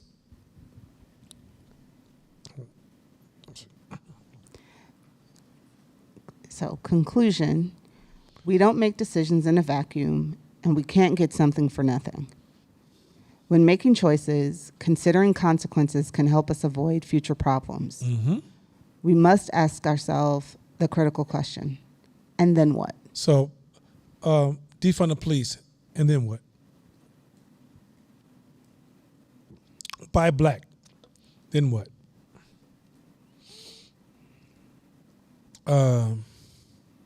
Let's go protest, then what? See, just watch how life changes if you can start answering then what? And guess who becomes the expert in this game once you start to answer then what? This is why I love Martin Luther King so much. Because I saw him show me he was a master in second order thinking. Them cats was making a move over here. Him and Andrew Young, they'd make a move way over here, knowing he made this one announcement. He said, "Yeah, we're gonna march over here, and we know this has no effect. But what's going to happen is when they respond to this, it's going to allow me to have impact over here and cause change here." So when the TV showed it, they showed it all flat. They flatlined like, "Oh, marching! Oh my God, they're going crazy! Look at the bullhorn!" And all you saw is the motion. "Oh my God, you spent the oh my God, marching's so important! Oh my God!" And things changed. You didn't see the strategical thinking behind the scene, which is full of second order thinking, and they were making moves to cause other moves, to cause other effects, to cause other changes. So civil rights was a movement of second order thinking that evolved right in front of us from those leaders who were driving it. Well, that's what happens with most businesses as well. The whole .com is second order thinking from venture capitalists who said, "Look, Facebook, you're not gonna make a profit. We got that shit. We don't care. But you're gonna grow so fast and you're gonna build so much brand loyalty that when you decide to sell a product, there's no competition." So second order thinking says, we're gonna give up this money right now. We're gonna make these investments right now. But second order thinking says, by us making that move, we're gonna position you in the market where you have dominance. And in the dominance, we'll get paid for ours. Right? And they even sometimes, in some cases, some .coms, they know they're gonna go away. But they know why we make this move, we'll make this much money, we'll be killed off, we won. Right? But if you're not doing second order thinking, this is my business. They take my business away. What is going to happen to me? You playing the first level game. You don't understand what you're playing. So once you start practicing second order thinking, this is when you don't start talking like a real entrepreneur to other people. They're like, "Whoa, how'd you know all this stuff?" All you have to start to do is investigate, then what? Because you're not going to always know then what, but take time to investigate those possibilities. This is what great consultants get paid for. Second order thinking. This is why a lot of people like, "I'm a consultant and I ain't heard a second order thinking thought come out your fucking mouth." I look at you like, "Okay, I'm not going to say shit, but you suck. You're trash." All right, keep going. Consequences come in many varieties, some more tangible than others. Thinking in terms of the system in which you are operating will allow you to see that your consequences have consequences. The consequences have consequences. Go ahead. Thinking through a problem as far as you can with the information you have allows us to consider time, scale, thresholds, and more. There you go. Come on. And weighing different paths is what thinking is all about. A little time spent thinking ahead can save us massive amounts of time later. So let's go back to, I think Kaja was speaking for most people. So if you're running a business and you're not doing second order thinking, what the fuck are you thinking about? You're thinking like a technician, not a business owner. That's the big difference. When you become a business owner, you're gonna have to start thinking moves down the line. But a lot of times we're just thinking as a technician, how do I do my job? That's no value if you're running a business. It's how, if I make this move, what consequences would this produce? Consequences have consequences. And so in the end, you're not creating guarantees, you're improving probability. Which is again, because some of y'all are going to walk out here thinking second order thinking is a guarantee. It's increasing probability. And in this game, in this world, that's all you want is an increasing probability. I mean, I'm improving the amount of good decisions I'm able to make. Maybe if I didn't do second order thinking, maybe my decision making would be down to like 10% success. If I do second order thinking, I could be anywhere between 30 to 50% success or at any given time. You're never going to be 100% successful because the world is unpredictable. So to try to walk into this world like you know everything is nothing but a hallucination. My favorite hour. We're going to cut into distortions. Let's take a pause. We're going to pause. We're done with second order thinking for now. But we'll do a quick pause. We're going to do these 2 pause for cutting into distortions real quick. And then we're going to jump right into the space where I'm going to mess with your emotions. About to mess with your emotions. Okay. All right. First one, Shabisha, let's do this. Fallacy of fairness. Fairness is a fallacy. In most cases, it's a fallacy. This is, okay. Y'all know when they used to have them 30 and up clubs, they call it grown up clubs, it's that grown shit. This distortion, when you get past it, is this grown shit. And most young people cannot process this one. I'm trying to work my son to learn this one at the age of 16.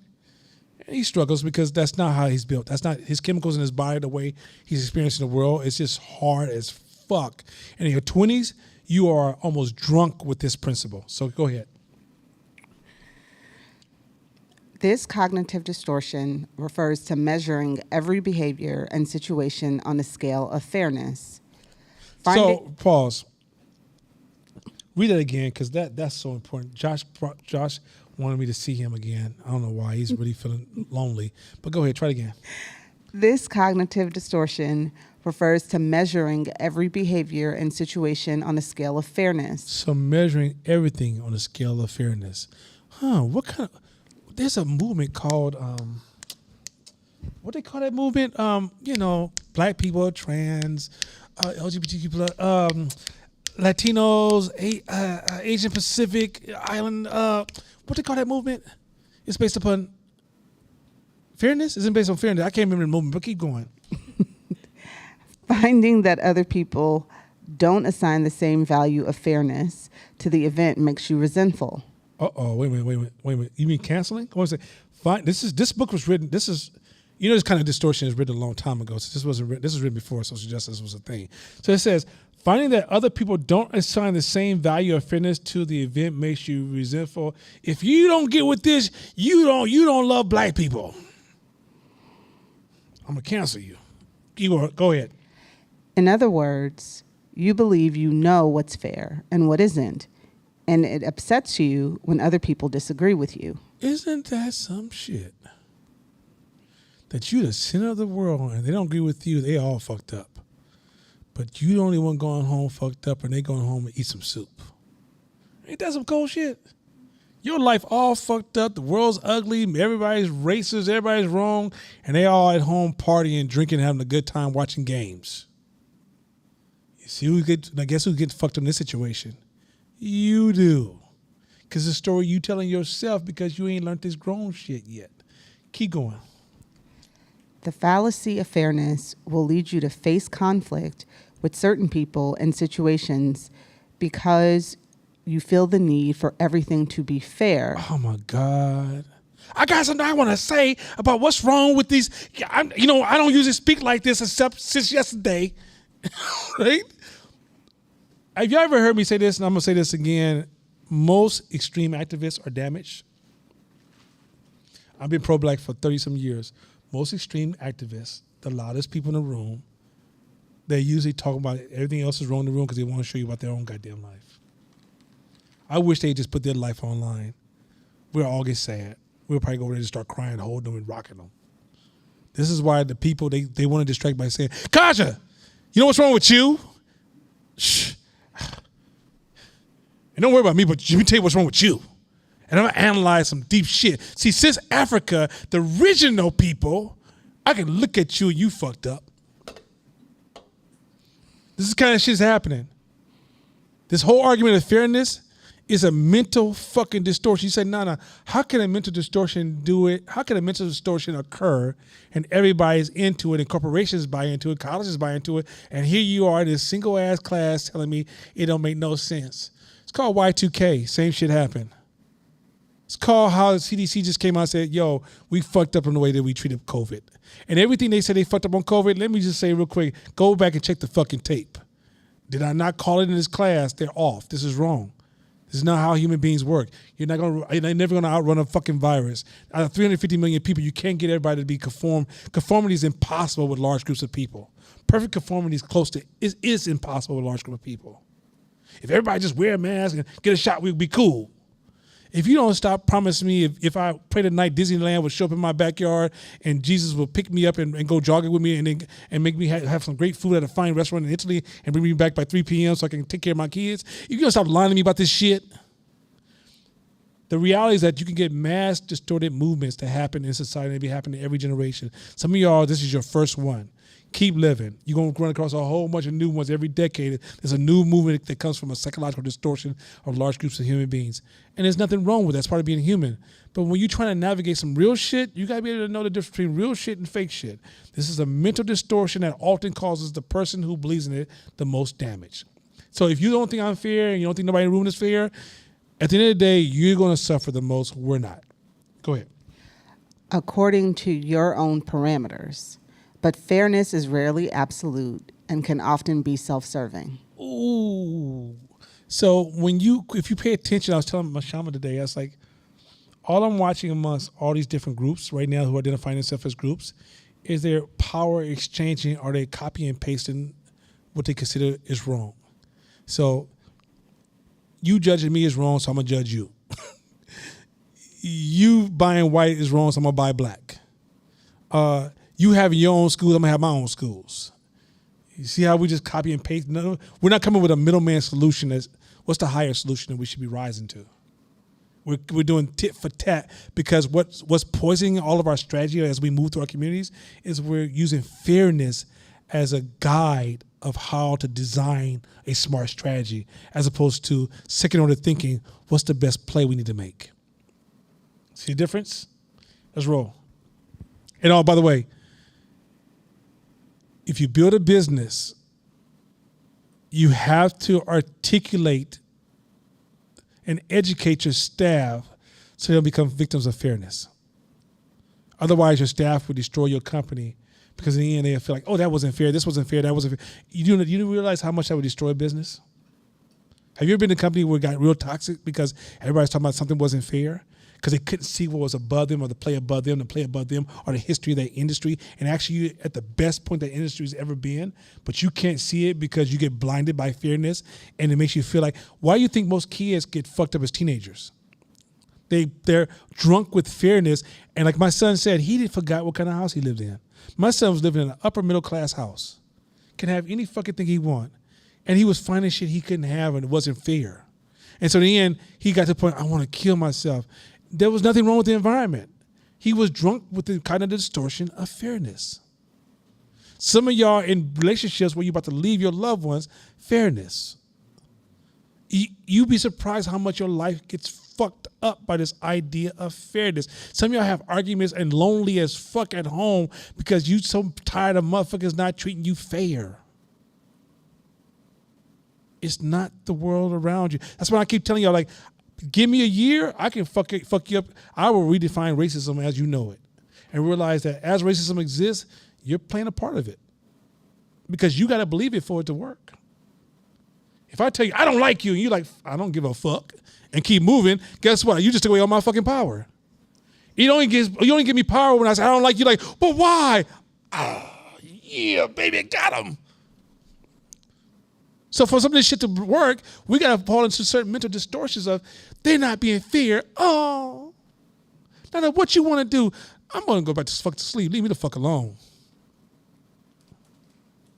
Because here's the thing. Remember we said your attention is one of your most valuable assets? Fairness steals your attention like nothing else does.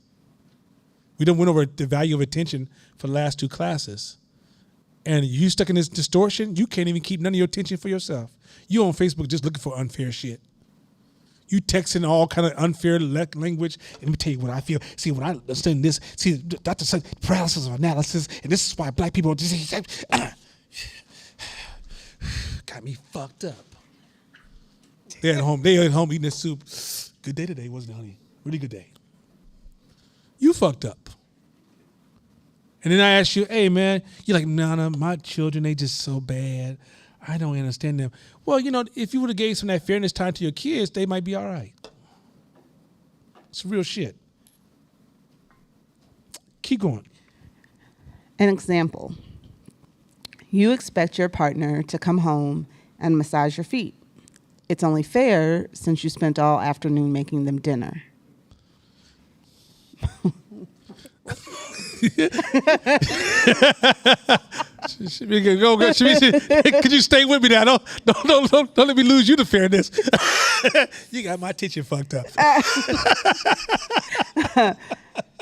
But they arrive exhausted and only want to take a bath. They believe it's fair to take a moment to relax from the day's chaos so they can pay full attention to you and enjoy your dinner instead of being distracted and tired. That right there, although that's a common relationship, if you learn this principle here, It's okay to have that first hit. This feels unfair. But quiet that energy as fast as you can. It may take you 2, 3, 5, 10, 15, 20 minutes. And investigate their why. A lot of times you say white people should, corporations should, people who are rich should. You ain't never asked what the fuck they got to deal with. No one ever asked. You just assume white people just waiting for you to fix shit. They just waiting to give you back your money and give you that 40 acres and a mule. Like all them motherfuckers, they have a big ass community of 300 million people. 300 million people in the United States who meet once a week to discuss what mule black people should get. No, the fuck they don't. They're surviving just like you. A lot of times you're like, well, this corporation, they didn't think about us. No, they were thinking about this. And you just happen to be the result of bad processing and thinking. They didn't anticipate that was going to be the move. If you conquered a group of people, would you put them in mansions after you conquered them? Mm-hmm. So if they didn't give you 40 acres of mule, how were white people living at the time? Numbers. You see where I'm going with this? We don't process anything because fairness blinds us to the human beings who are around us. I'm not trying to justify any type of slavery. Definitely not justifying that. Not justifying Jim Crowism. Not justifying any form of black Holocaust. What I'm arguing is that when we're judging and having these water cooler dialogues, we're basing them on fairness, and we're only looking at, and we're becoming one-sided bias. And when you're one-sided bias, you stop seeing the human in other people. You say, well, no, why? They motherfuckers didn't give a fuck about us. Why do you see the human in them? Because if you don't see the human in them, then it's just a matter of time before you become them. If you want to be something higher, then focus on being something higher. But if you focus on the thing that irritates you without seeing both sides, you're more likely to become that person as you rise. Have you ever seen rich black people and they live in white neighborhoods? They get mad as fuck if your black ass pull up in their neighborhood. What you doing in this goddamn neighborhood? Where you from? You from the hood or something? You take your black ass up out of here. Fucking them my money. Right? The reality for that is because they become more racist than white people. Because they became the person they resented the most. You'd be surprised you resenting somebody gives them more power over you than if you just say, hey, you do your fucking thing, I'm gonna do my fucking thing. That's simple. Next one. Woo! Keep it going, Shabisha. Turn this shit up. Turn down for what? Blaming. Blaming refers to making others responsible for how you feel. Oh, wait a minute. What? The psychology said that shit before, and it wasn't talking to black people. It wasn't talking to LGBTQ+. It wasn't talking to women, Me Too's. It wasn't talking to like Asian Pacificers. It wasn't talking to the Yes. Not the Asian Pacific. Latinx. It wasn't talking to none of that stuff. Let's try it again. Blaming refers to making others responsible for how you feel. Ain't that some shit? Did I just not say earlier that people who are the strongest activists are in some bad spaces? Keep going. You made me feel bad Ain't that some shit? You heard that shit, right? They made me feel bad. Go ahead. is what usually defines this cognitive distortion. However, even when others engage in hurtful behaviors, you're still in control of how you feel in most situations. Hey, Court, I know Court gonna teach this next year because he's Court over there. Like Court's like doing that Rocky shit where y'all don't see him for a few minutes, but he done. So he got some shit gonna knock y'all the fuck out next year. But I'm gonna say this. I said it 1,000 times. The world's not happening to you; it's happening by you. It's happening by you. In order for racism to work, you gotta activate it. Is it systemic racism real? Yeah. But can it be checked or overcome? Yes. Because like in business is about somebody else creating obstacles to stay in front of you. Business is about somebody conquering you and not giving a fuck about feeding your family. Business is about, because then they got to feed their fucking family. And you know what our side of the business is? It's about coming for them resources and taking portions of their resources to feed our families. This is what real business is about. So this obstacle thing about racism and prejudice and disliking racists, we don't give a fuck because guess what? We deal with obstacles all the time. Racism is just another one. I'm not removing the definition of racism, and I'm not talking about money first. I'm saying at some point you got to put racism in its context. Also, if you let other people build too much power over you, then their racism hurts too much. So at the end of the day, the way you relieve the pressure of racism is you build for your fucking self. And then guess what? Whatever they built doesn't have the same effect. If white folks built Castlemont, left Castlemont fucked up, and then black folks went in there and made Castlemont hella dope, we don't care what you built before. It's what we deal with is what matters. So at the end of the day, if we come off the dependency of white supremacy, we can build our own version of black strength. But it comes from just changing the narrative. But that blaming shit would have you where you literally stay at home blaming all day long, and your brain said, damn, that was a long ass day. Whew, you did something. I had a brother who all he did was talk about blaming shit and what was wrong with the world and studying African history. This motherfucker said, yeah, I've been an activist for years. I've done hella shit. I said, wait a minute, what the fuck have you done? You live in a hood in a fucked apartment. What the fuck have you done? You ain't even been activist for your fucking self yet. But he's convinced because he done shamed everybody in this room, but that you ain't black enough, he done did something. What the fuck have you done? But that's what your brain will tell you. You're doing the work. The work is getting out there and doing. Look, if you're in war, everything ain't go the way you planned. It ain't gonna be pretty. Ain't gonna be no like flowers. And it smells so good to be out here in war. Did you hear those weapons? They sound so beautiful. It sounds like an orchestra. Play the bullets. Play it for me. No, that's just scary, rough, but you still gotta win the war, because peace is on the other side. So I'm sorry, everything won't be pretty and nice and well packaged. Stop watching television. That's the only time shit's that pretty. Stop watching television. You might got kids? That shit ain't always pretty. Stop watching televisions. Them kids ain't no them goddamn Cosbys. Them kids are Rugrats, right? But that's the reality of life. Stop watching Cosbys. Cosby, that's funny. Anyway, go ahead.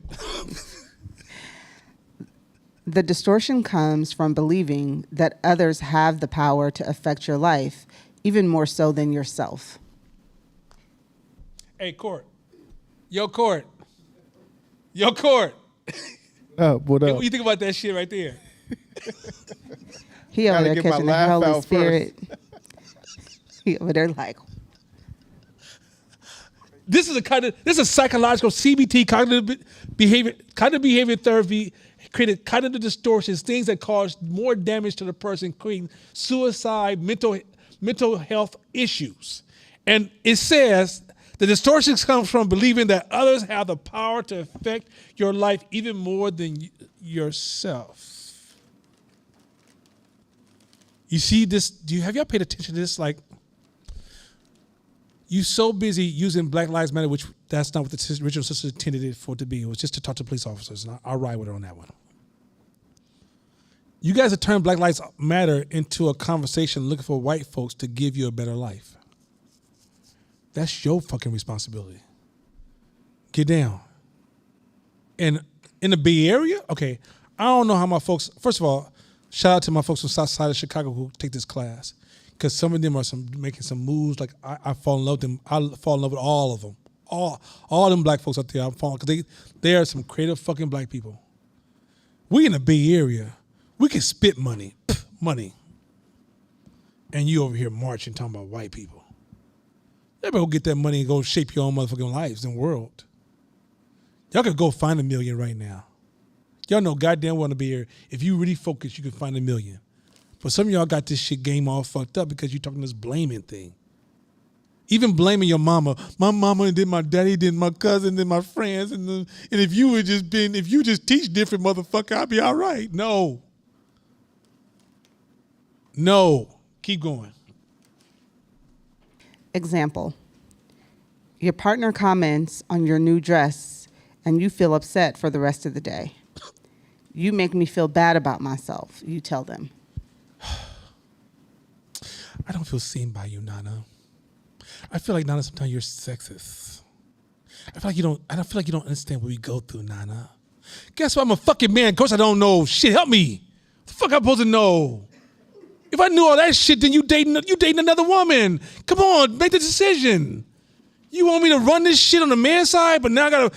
So when you took the bath, what did it feel like on your skin? I don't fucking know.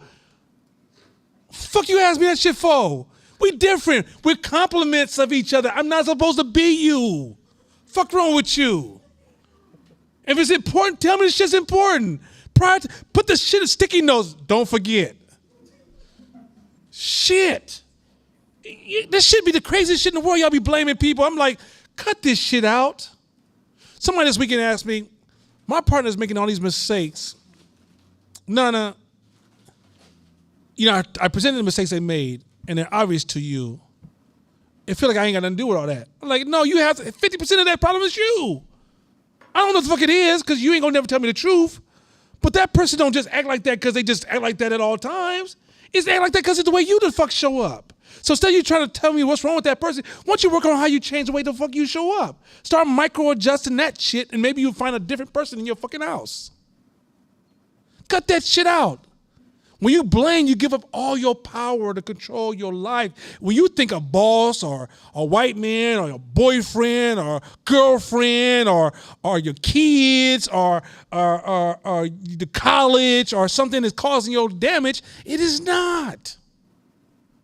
It is not. You got so many choices along the way, and it's going to take time. It's not going to be easy. Nobody said, look, this ain't peanut butter and jelly class. Spread it on peanut butter and jelly, eat the bread, you good. We cooking some real shit up in here. Some of this shit takes hours, weeks, months, and years. And so at the end of the day, realize that everything that's happening to you, stop focusing on all the people you want to blame. Start with yourself, and you'd be surprised. Even if the person was absolutely wrong, then why the fuck you choose them? Stop bothering me with this shit. This is why if you ever start relationship talk, I'll start saying butterflies and take off. Oh, butterfly, gotta go. I'm not doing that shit with you.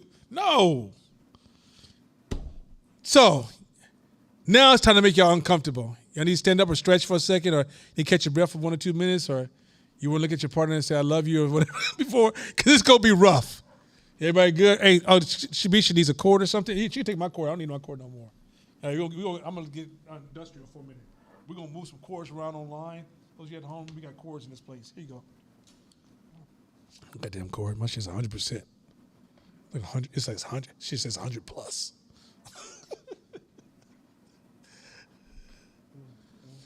All right. Everybody needs to go to the restroom because this is going to get, you're going to have to follow along. So you need to go to the restroom. Now, not all y'all go at the same time. There's going to be some weird shit. But like if y'all need to go to the restroom real quick, whatever you need to do, stretch out. If you need to burn some sage, go outside. I'm not fucking with cord on this shit. I know sage matters. That shit stinks, man. Sage matters. Yeah, that shit stank, man. You can do Damiana. It doesn't smell as strong, and He likes sage. I mean, not for you. I'm just trying to I want him to join the circle. I don't even look here. Like I have traumatic memories of stage. Like you get your first apartment when you're younger, and this weird sister across the street with long locks who never talks to me because my house and she's burning that shit. I'm thinking, is she light my new apartment on fire? I swear to God. So I got traumatic thoughts. All right, everybody got some food. Everybody got some food in their stomach. Y'all know the food's free. I know somebody over there talking about how much I gotta pay for this. It's free. That's what we invest back in y'all. Y'all the fucking matter to me. That's what counts. So I'm gonna keep buying food and make sure y'all comfortable while y'all riding with this because we have a 1 day a week class, so we got to try to make that 1 day a week feel as invested as possible. Where we did 2 or 3 days, 4 days, we can have shorter classes and break it out. But we can't. One of the reasons I can't do more than 1 day a week, and I limit my time, is in business. This is important. A lot of businesses start to grow and then they build nonprofits, but then the nonprofit causes them to drift, and when they drift, they end up causing damage to both businesses. And so we have to be very rigid about how we carve our time so we can serve what we need to serve really, really well. And so we control our engagement and our disengagement. And so because it's 1 day, I try to say, hey, let's bring food, let's bring drinks. And if you guys have any suggestions, the reason we try to choose sandwiches and pizzas is because we think of the floors. Like I would love to bring a whole bunch of salads, but I don't know a place that makes salads that small and I can have them all distributed to Trader Joe's. I'd be looking at me strange. But also too, I want to keep this. I want to say thank you again at Alameda College for supporting this program, and I want to make sure that we always keep it clean. Also, before you leave, grab a Clorox, and just because Josh, kindly cleans all the tables for everybody. So when the next class come in, they feel really, because this class is shared with another business course or maybe a Spanish speaking course by a wonderful instructor. So, all right. With that being said, get ready to get depressed. All right. This is one of them subjects. I learned this lesson. This is the first lesson I learned at the age of 21, 22 when I decided I really wanted to learn how to be an entrepreneur. And this was one of the first lessons this dude taught me. He wrote the book and he's like, "Yeah, I'm gonna teach you a lesson, young man." And he left. He taught this lesson to me real fast. I shared a quick story at the end. And he left me with the story, and I was like, that's fucked up, you're going to leave me with this story. And it took me years to adjust to this because in my mind, I just wasn't trying to hear that. Anyway, let's go, Shapisha. Let's do this. On Saturday afternoon, I had to go on an emergency call to the hospital, and he came with me. Another doctor came with him. So this doctor is working in Africa. And his job is, he's in a very, very level 1 place in Africa where it's really, really poor. And one of the other doctors came in town to visit with him, and the doctor went in town with him to the hospital because he had called into the hospital. Go. When we arrived, we were met by a mother with fear in her eyes. In her arms was her baby who had severe diarrhea and was so weak that she could not breastfeed. So just picture that in your mind. You sitting in front of this mother right now, babies in her arms, dying, diarrhea, can't breastfeed. Go ahead. I admitted the child, inserted a feeding tube, and ordered that oral rehydration solution should be given through the tube. My pediatrician friend dragged me into the corridor by the arm. He was very upset and angrily challenged the substandard treatment I had prescribed, accusing me of skimping in order to get home for dinner. He wanted me to give the baby an intravenous drip. Go ahead. I became angry at his lack of understanding. This is our standard treatment here, I explained. It would take me half an hour to get a drip running for this child, and then there would be a high risk that the nurse would mess it up. And yes, I do have to get home for dinner sometimes. Otherwise, my family and I would not last here more than a month. My friend couldn't accept it. He decided to stay at the hospital, struggling for hours to get a needle into a tiny vein. Keep going. When my colleague finally joined me back at home, the debate continued. You must do everything you can for every patient who presents at the hospital, he urged. No. His response was no. No, I said. It is unethical to spend all my time and resources trying to save those who come here. I can save more children if I improve the services outside the hospital. I am responsible for all the child deaths in this district, the deaths I do not see just as much as the deaths in front of my eyes. This is so, he goes, I'm in charge of, I'm looking at this city that I'm operating as a hospital. I'm not tunneling on this one child. I'm responsible for everybody in this community. That alone is a separation of when you talk about politics, everybody's talking about their one-on-one experience. They're not talking about seeing the big picture, seeing the numbers. Keep going. My friend disagreed, as do most doctors and perhaps most members of the public. Your obligation is to do everything for the patients in your care. Your claim that you can save more children elsewhere is just a cruel theoretical guess. Keep going. This is government. Almost, this is, if we had to build black government right now, first challenge. This is why most people fail. Keep going. So if we knew the number of births in the district that year, we could estimate the number of child deaths using the child mortality rate of 26%. The latest census gave us a number for births in the city, roughly 3,000 each year. The population of the district was 5 times the population of the city. So we estimated there had probably been 5 times as many births, 15,000. So 26% of that number told us that I was responsible for trying to prevent 3,900 child deaths every year, of which 52 happened in the hospital. I was only seeing 1.3% of my job. So he's about saving lives. But even if his hospital is running at full maximum level, he's at 1.7 percentage of the amount of children that are dying in that city. So if his job is to save lives, is it about the one life or is it about the lives? Keep going. Now I had a number that supported my gut feeling.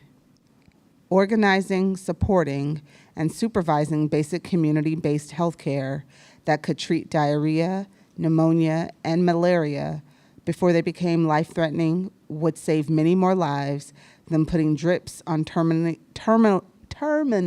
ill children in the hospital. It would, I believed, be truly unethical to spend more resources in the hospital before the majority of the population and the 98.7% of dying children who never reached the hospital had some form of basic health care. So what he's saying is that, yeah, I hit this 1.3, but there's 98.7 out there that got no health care, won't even have access to the hospital. So even if you're fooling yourself thinking you're doing a great job, you're underserving the community because of the way you're showing up to the community. This is so fucking dope. Keep going.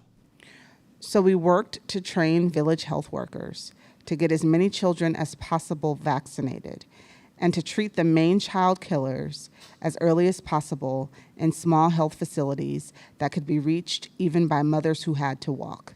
Keep going. This is the cruel calculus of extreme poverty. It felt almost inhuman to look away from an individual dying child in front of me and toward hundreds of anonymous dying children I could not see. Keep going. I remember the words of Ingrid Ruth, who had been working as a missionary nurse in Congo and Tanzania before she became my mentor. She always told me, in the deepest poverty, you should never do anything perfectly. Oh, wait a minute. You should never do what? Anything perfectly. You should never do anything perfectly. Go ahead. If you do, you are stealing resources from where they can be better used. Oh. If that don't hit you in the gut, so you're like, well, government could do, they should, they're not doing this over here. There's limited resources that leaderships have to work with, no matter who they are. If you go into leadership tomorrow, running a business, government, nonprofit, limited resources. If you do something perfectly, you cause greater damage over here. So a lot of imperfect systems may be running, but it's actually keeping the society stable.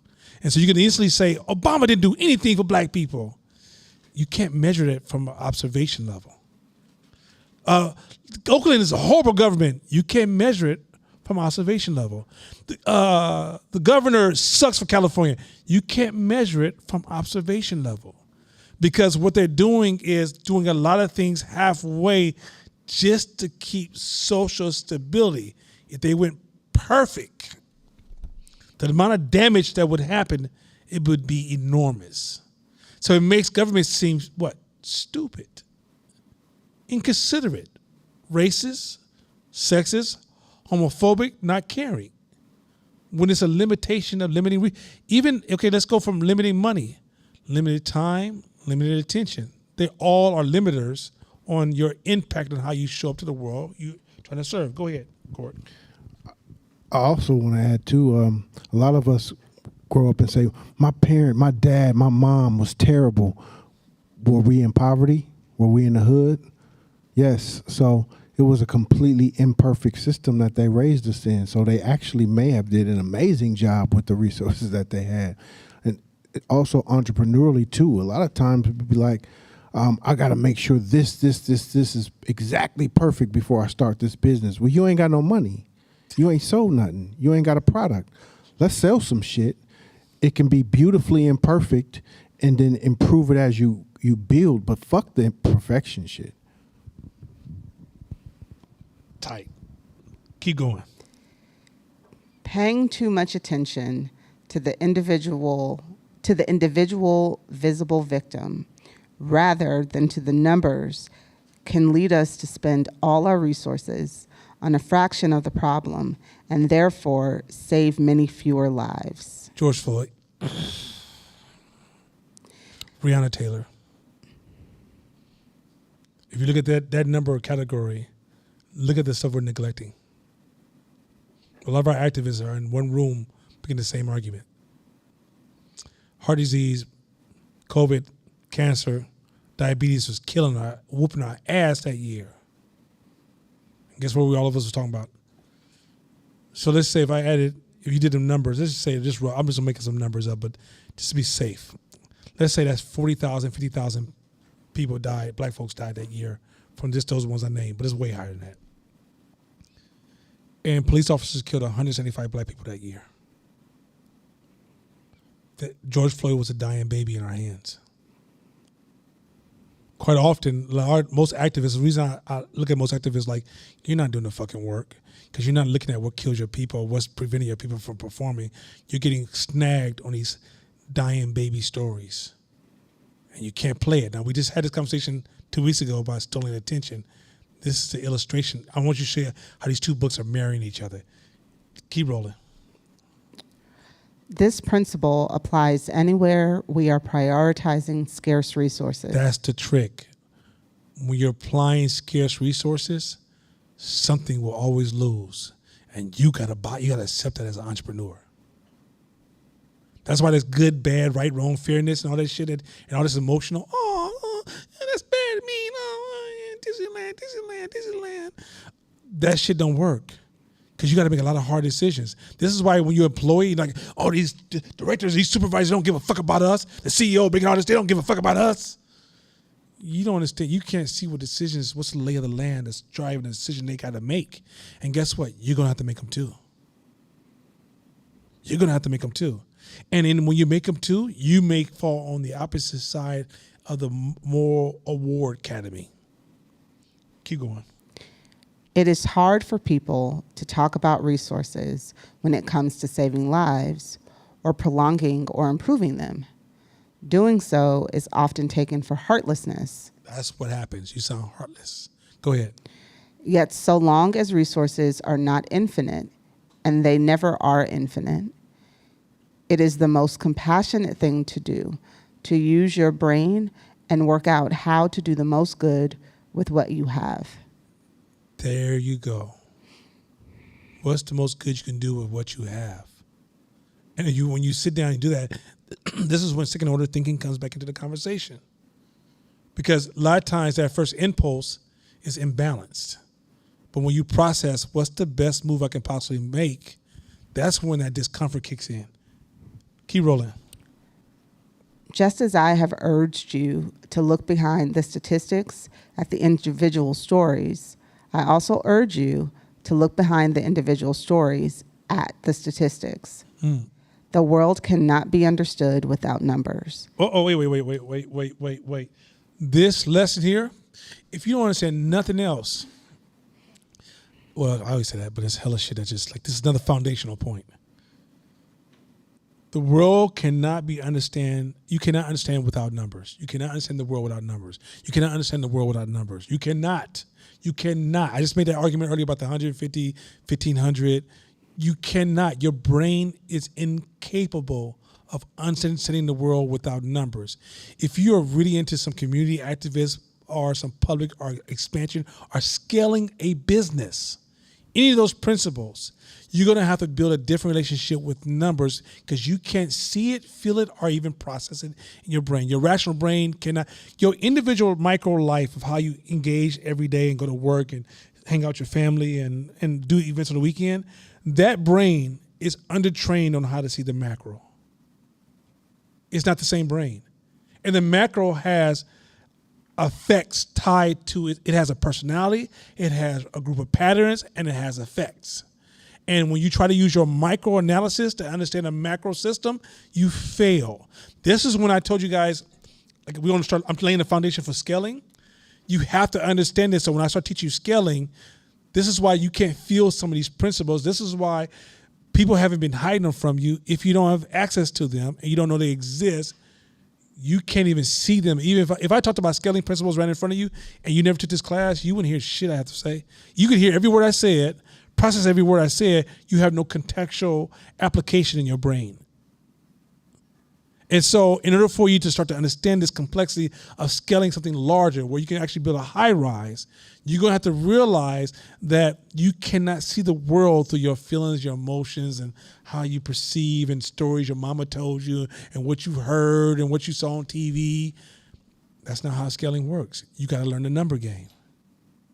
So when I tell you, when people come to me about business and, hey, nah, I'm having this problem with growing my business, and I feel like, yo, first, let me just say this before we get started. Fuck your emotions. Because your emotions are tied to your micro life. And then it serves a value.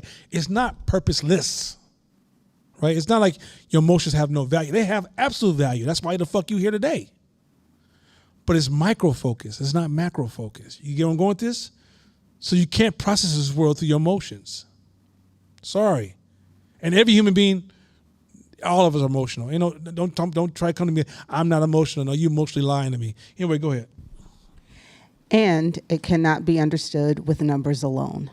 And observations, because people are random. So even in your numbers, this is the dance of qualitative and quantitative of researchers, is that they got to do the research.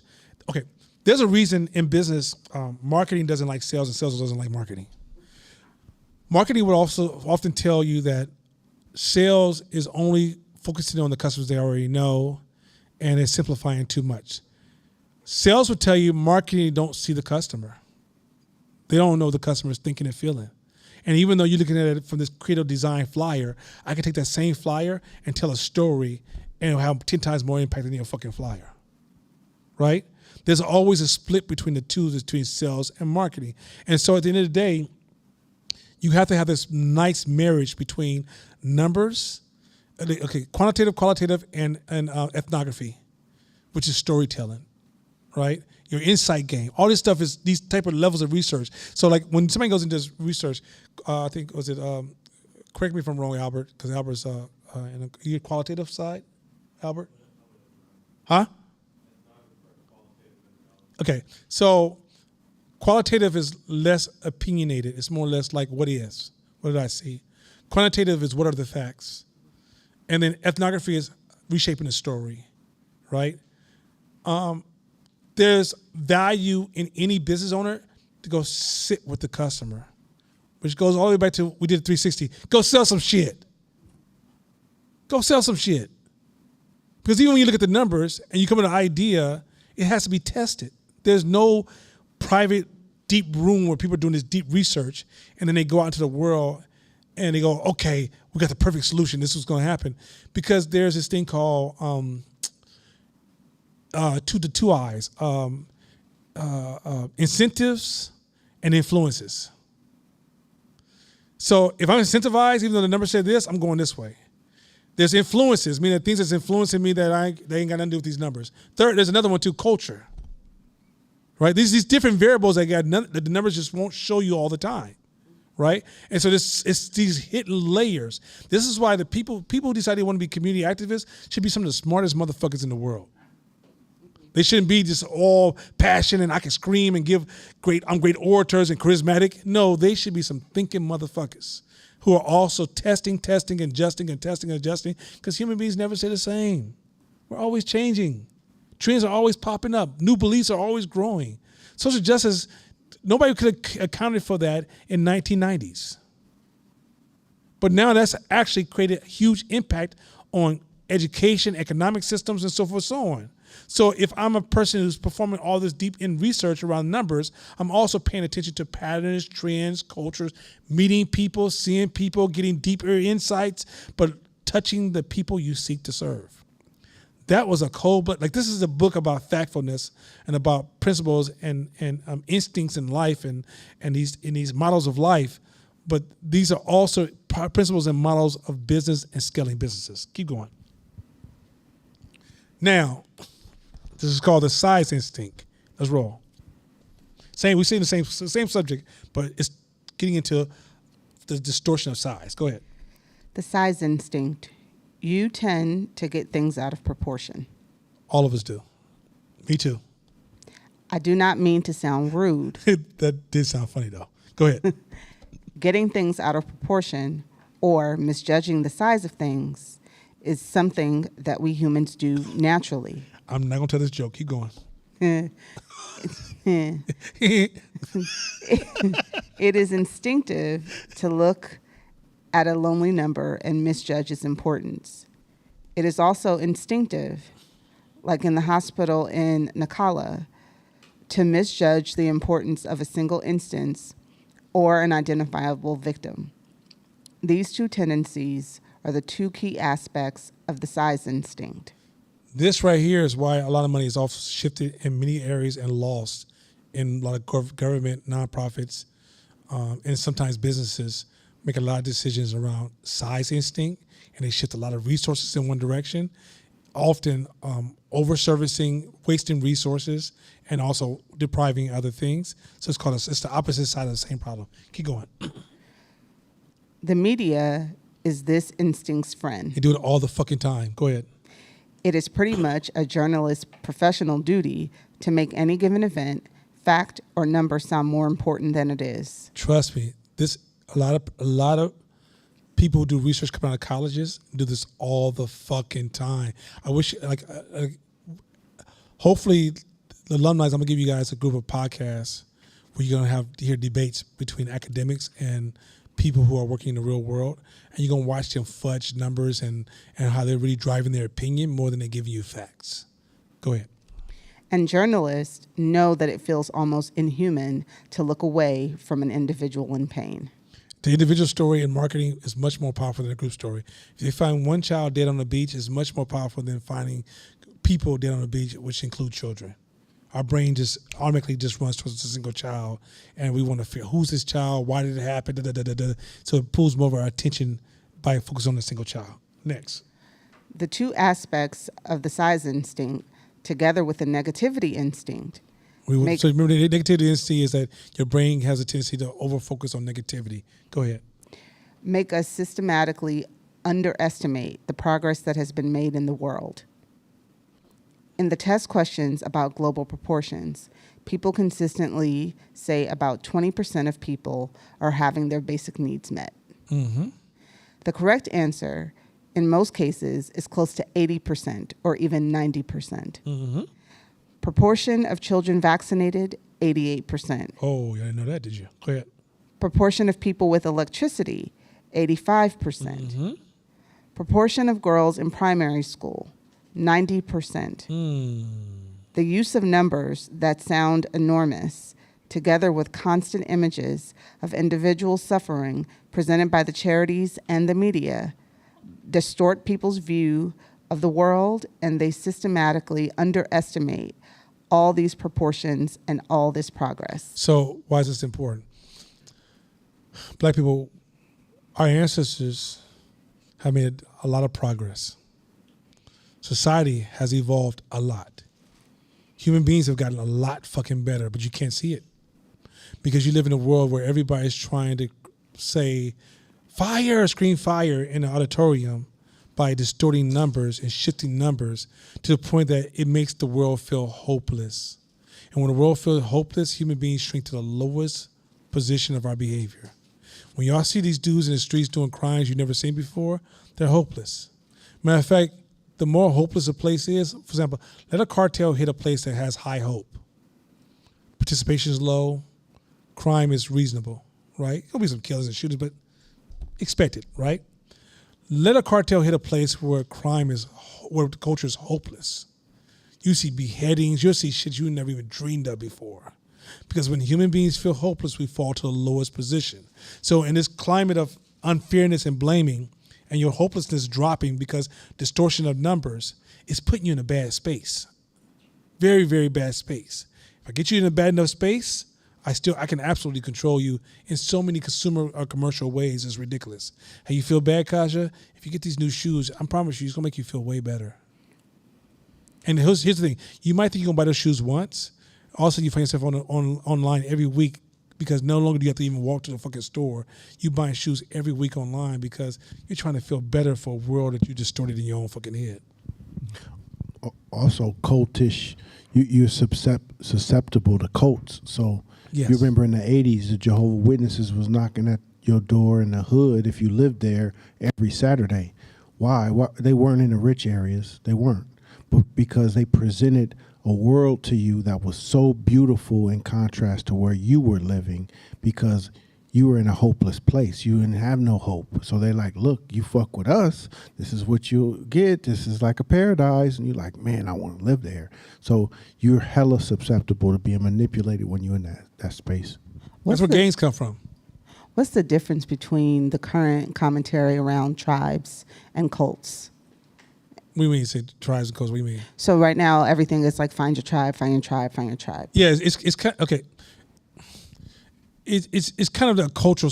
Okay, human beings are tribal, but this cultish thing is starting to become kind of cultish because COVID dealt a big blow to a larger portion of people by saying, "Oh my God, this could be the end of the world." So when your hope drops like that, you'll be surprised what we will join, what we will become part of, because, and it has nothing to do with your education does not prevent you. You can have a PhD and be cultish. If your hope drops, your education won't protect you. If your hope drops, your history, your culture will not protect you. And so by you distorting numbers like this is cruel. And we're going to teach you how to look at these numbers moving forward. Keep going. All right. Did you do this one already? No. This one? Okay. The size instinct. The size instinct directs our limited attention. So there you go. This is an attack on your attention. Remember, this is so critical. Keep going. And resources toward those individual instances or identifiable victims. Mm-hmm. Those concrete things right in front of our eyes. Mm-hmm. Today, there are robust data sets for making the kinds of comparisons I made in Nacala on a global scale, and they show the same thing. It is not doctors and hospital beds that save children's lives in countries on levels 1 and 2. Listen to this. Is so important. This is so important. Keep going. Beds and doctors are easy to count, and politicians love to inaugurate buildings. So this is something that you see a lot of money going towards. Everybody saying, "Oh, better hospitals," and they're racist because they had horrible hospitals. And these are good hospitals, and they don't give a fuck about black people because we need better hospitals. Keep going. But almost all the increased child survival is achieved through preventative measures outside hospitals by local nurses, midwives, and well-educated parents. Oops, we can do that, can't we? You see what you just did? A lot of things, the way things work in this world is not, we all focusing on these big goals and these big highlights. Yeah, if we just start our own school, we got our own banks and we have this, we're going to be. No, there are all these small things where it really has real impact on people are over here. But all of us are running over here arguing with Bank of America, Castlemont, and Kaiser Hospital, when really is just work on teaching black women mothers on how to take care of their kids. Just simple shit. We have control still. White folks can't stop that. This is us. Keep rolling. Especially mothers. The data shows that half the increase in child survival in the world happens because the mothers can read and write. Oh, shit. So you mean by helping mothers become stronger mothers, more intelligent, they can service the child, the most important thing in the world to them, their own child? Keep going. More children now survive because they don't get ill in the first place. Trained midwives assist their mothers during pregnancy and delivery. I promise you I love midwives. Go ahead. Nurses immunize them. They have enough food. Their parents keep them warm and clean. People around them wash their hands, and their mothers can read the instructions on that jar of pills. So if you're investing money to improve health on level 1 or 2, you should put it... See, well, okay, well, you should put it, we're going to argue, you should put it into services that directly impact the people you're trying to help. But a lot of times we've been told these, like, second order thinking would ask us, this could have been solved with second order thinking. If we build this, then what? What then? Well, this is a problem black people are having. Well, what is the real causation? How did the original people, the white people who are here now that we're envying, right? How did they get here? How did they live before? How were they subsidized? Who's ever done it before us? One of the reasons a lot of times people come from other countries, you're like, why do Africans come here and they do really well, right? The numbers say they do better than we do. Because they don't hold on to the stories we hold on to. We got these narratives in our head that's trapping and limiting to what's valuable to us. They have a different value system, so they're able to use their attention and their resources differently. That's it. They're not better than us. African is African is African is African. We're Africans. We're all Africans. Who gives a fuck? But the reality is that what makes us different is that we have different distractions and different narratives we're telling ourselves. So often we're pouring our money into the wrong resource when the real resource is, look, do you understand how many kids at school right now who have horrible parenting experiences? Because I'm not saying the parents is just not good enough. For whatever reason, she's over-resourced, whatever. If many of us went from marching for George Floyd and marching to Castlemont, do you realize how much that would change the schools tomorrow? But instead, we get juiced up about vote or die. But we won't go sit down with somebody at homework who will die.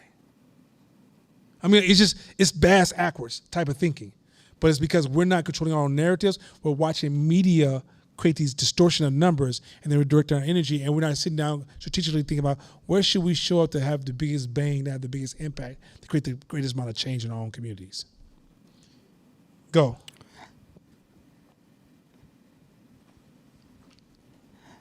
To avoid getting things out of proportion, you need only two magic tools: comparing and dividing.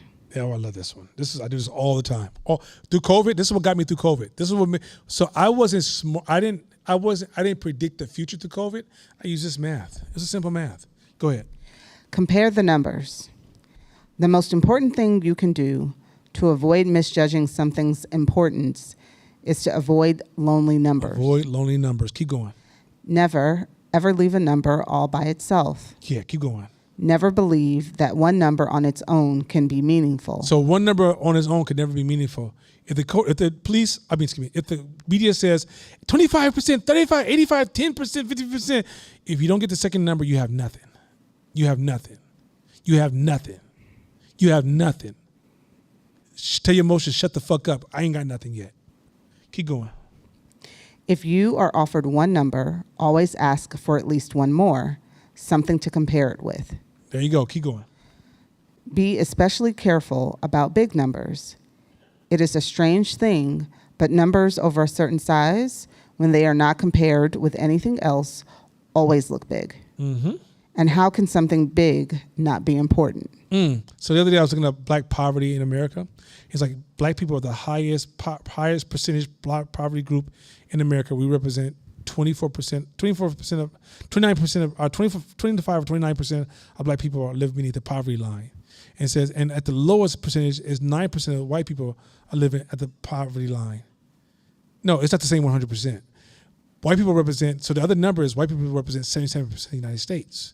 Well, 9% of 77% of the United States is a much higher fucking number than 25% of 40 million. You see what just happened? So what happens so they put black people and then they wrote a whole article about how horrible poverty was for black people and Latino folks, right? How bad it was, but the majority of the people in America that's poor are actually white. But they played the numbers. So if you just looked at that single number as they laid it out, it made it seem like we just really fucked up. But if you looked at the size of America, majority of America is still white. 77% of America is still white. But if you listen to the news, you swear to God, black people at the bottom of the pile. But if you had limited resources and you're looking at, say, let's just say, you're looking at 50,000 white people and 10,000 black people, where do you think that money's going to go to balance those numbers out? It won't see race the way it sees it. So in the end, you'll say 9%, but do the math. It's a cold game. It's like when you learn to pull numbers apart, there's a time when that number makes sense. But if you look at the article they wrote after that number, they were totally distorting the use of resources by saying everybody, black people being poor is major. We all need to pour our money to save black folks. Well, then this is how you create resentment. Because now I live in this, I'm like, yo, you can't say the N word. I can't say the other words of derogatory terms, but you can still say hillbilly and not be canceled. Kind of weird. I'm voting for Trump. Keep going.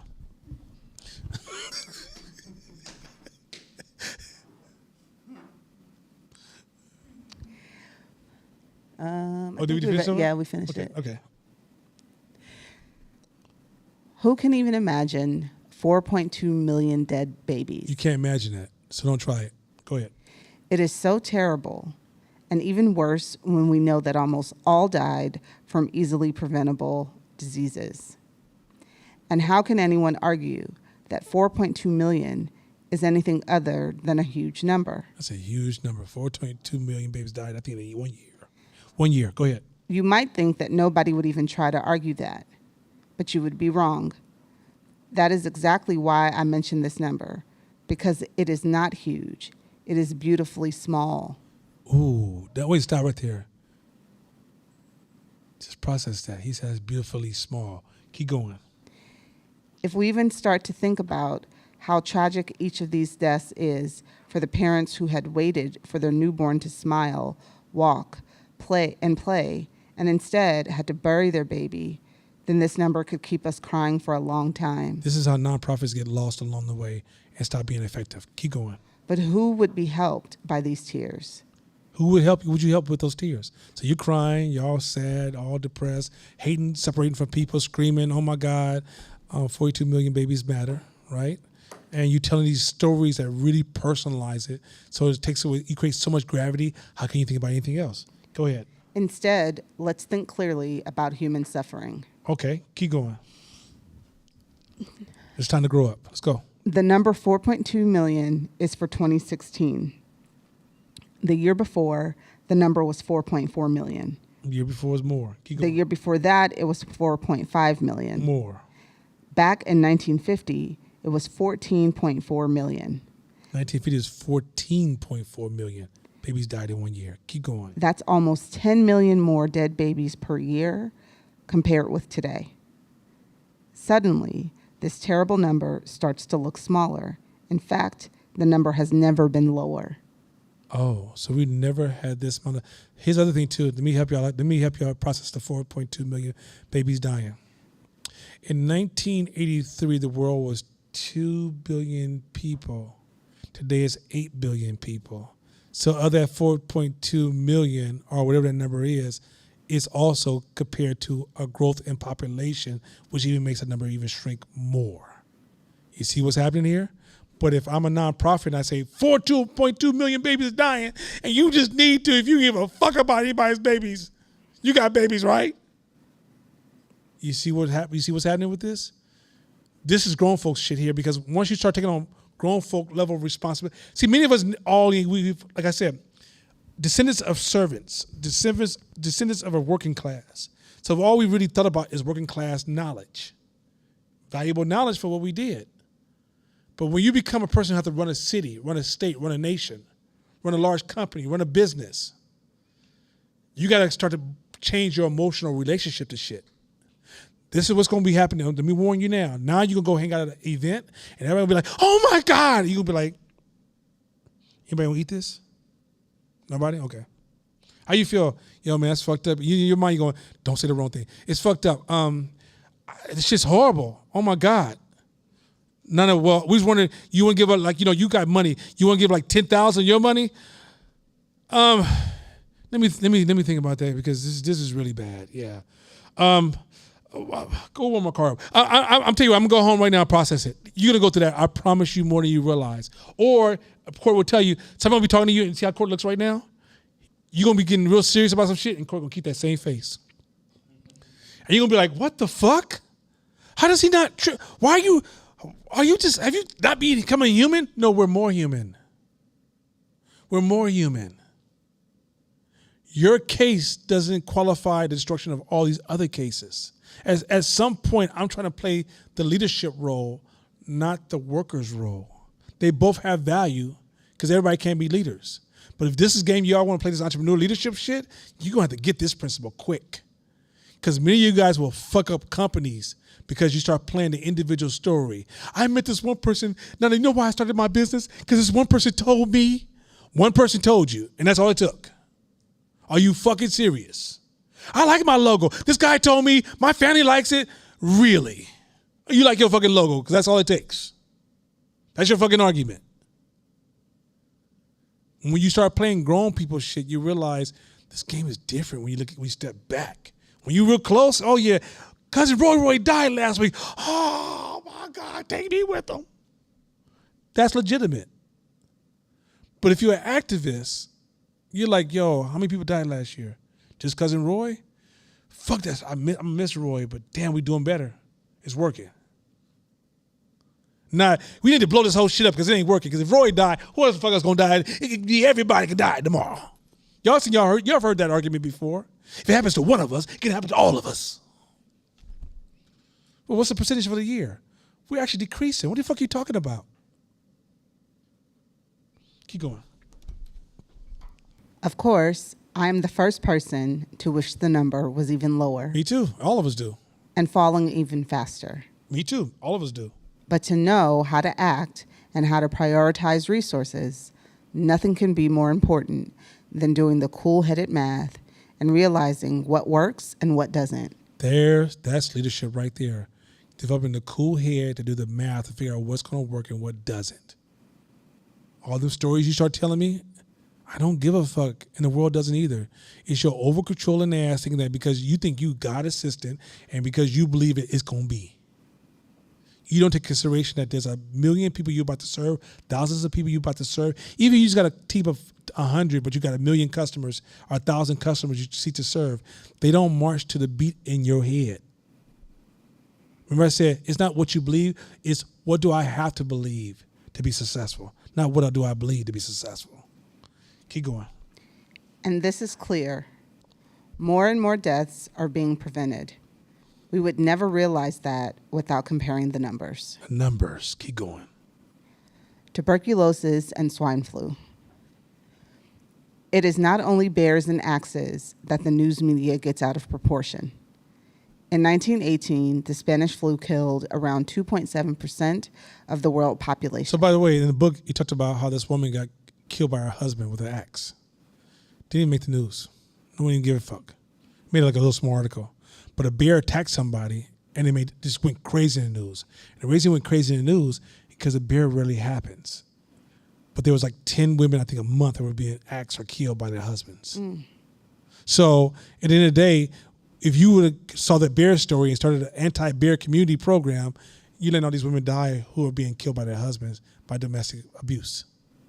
You see how this is happening? Like when you don't see these numbers, you don't play. I play these numbers game and I put them comparison next to something. You'll see one number and say, okay, well, how many bears fucking hit the city? What else happened in this fucking city? How many black people actually died this year? Where did they fucking die from? Oh fuck! So you talking about 60,000 and 175 people, troops? We're fighting the wrong war. We can fight that with a pistol. Let's go over here. We need the AKs over here. We need tanks, right? And this is why all this shit is so weird to me because it's like everybody's just following social movements and there's nobody at the helm going, hey, we looked at the numbers and this is kind of stupid, y'all. It's a waste of our time. You know, the gay community feels, how many of them feel like that? Because the gay community is not one. The black community feels, how many of them feel like that? The black community is not one. Is it 10 black people from that block? Keep going. The risk of an outbreak of a flu against which we have no vaccine remains a constant threat, which we should all take extremely seriously. COVID. In the first months of 2009, thousands of people died from the swine flu. COVID. For 2 weeks, it was all over the news. COVID. Yet, unlike the Ebola in 2014, the number of cases did not double. COVID. It did not even go up in a straight line. COVID.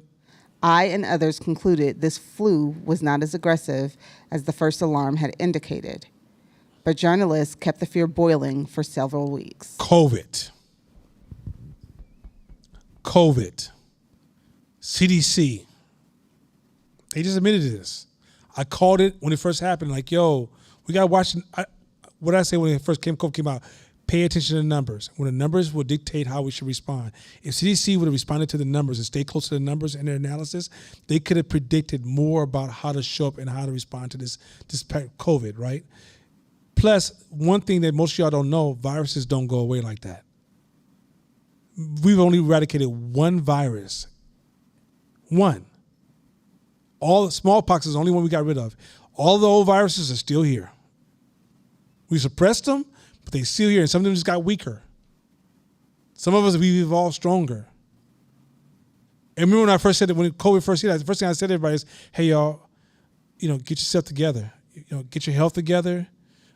Pay attention to this COVID thing. Look at every opportunity you could take to become stronger, to fight it, because you really can't run from a virus. We're not that perfect as animals. We don't follow perfect regimens and never break them. It's called prison. We don't do that well. So when it happened, if y'all go back and watch the class when COVID first broke out, and I had two classes where we discussed COVID, everything we discussed, we were using the same math, the principles, and these principles are human behavior principles. They're not us principles. I'm not the one inventing this. It's patterns of how do you engage large groups of people. That's why I tell you, like when I say, if you join this class, you'll fall in love with the Bible or the Quran or some of these deeper books, because they're full of just human-based models and principles that affect human lives. And instead, we try to reinvent these books, but all this book is showing you is these deeper principles and just breaking it down in a way that you can digest it. Keep rolling. Finally, I got tired of the hysteria. Tired of the hysteria, COVID. And calculated the rate of news reports versus fatalities. That's the first fucking thing I did, is I calculated the rate of news reports versus fatalities, and then that's when I went and looked into the other number. Oh, this is the best year you've actually had as a news company.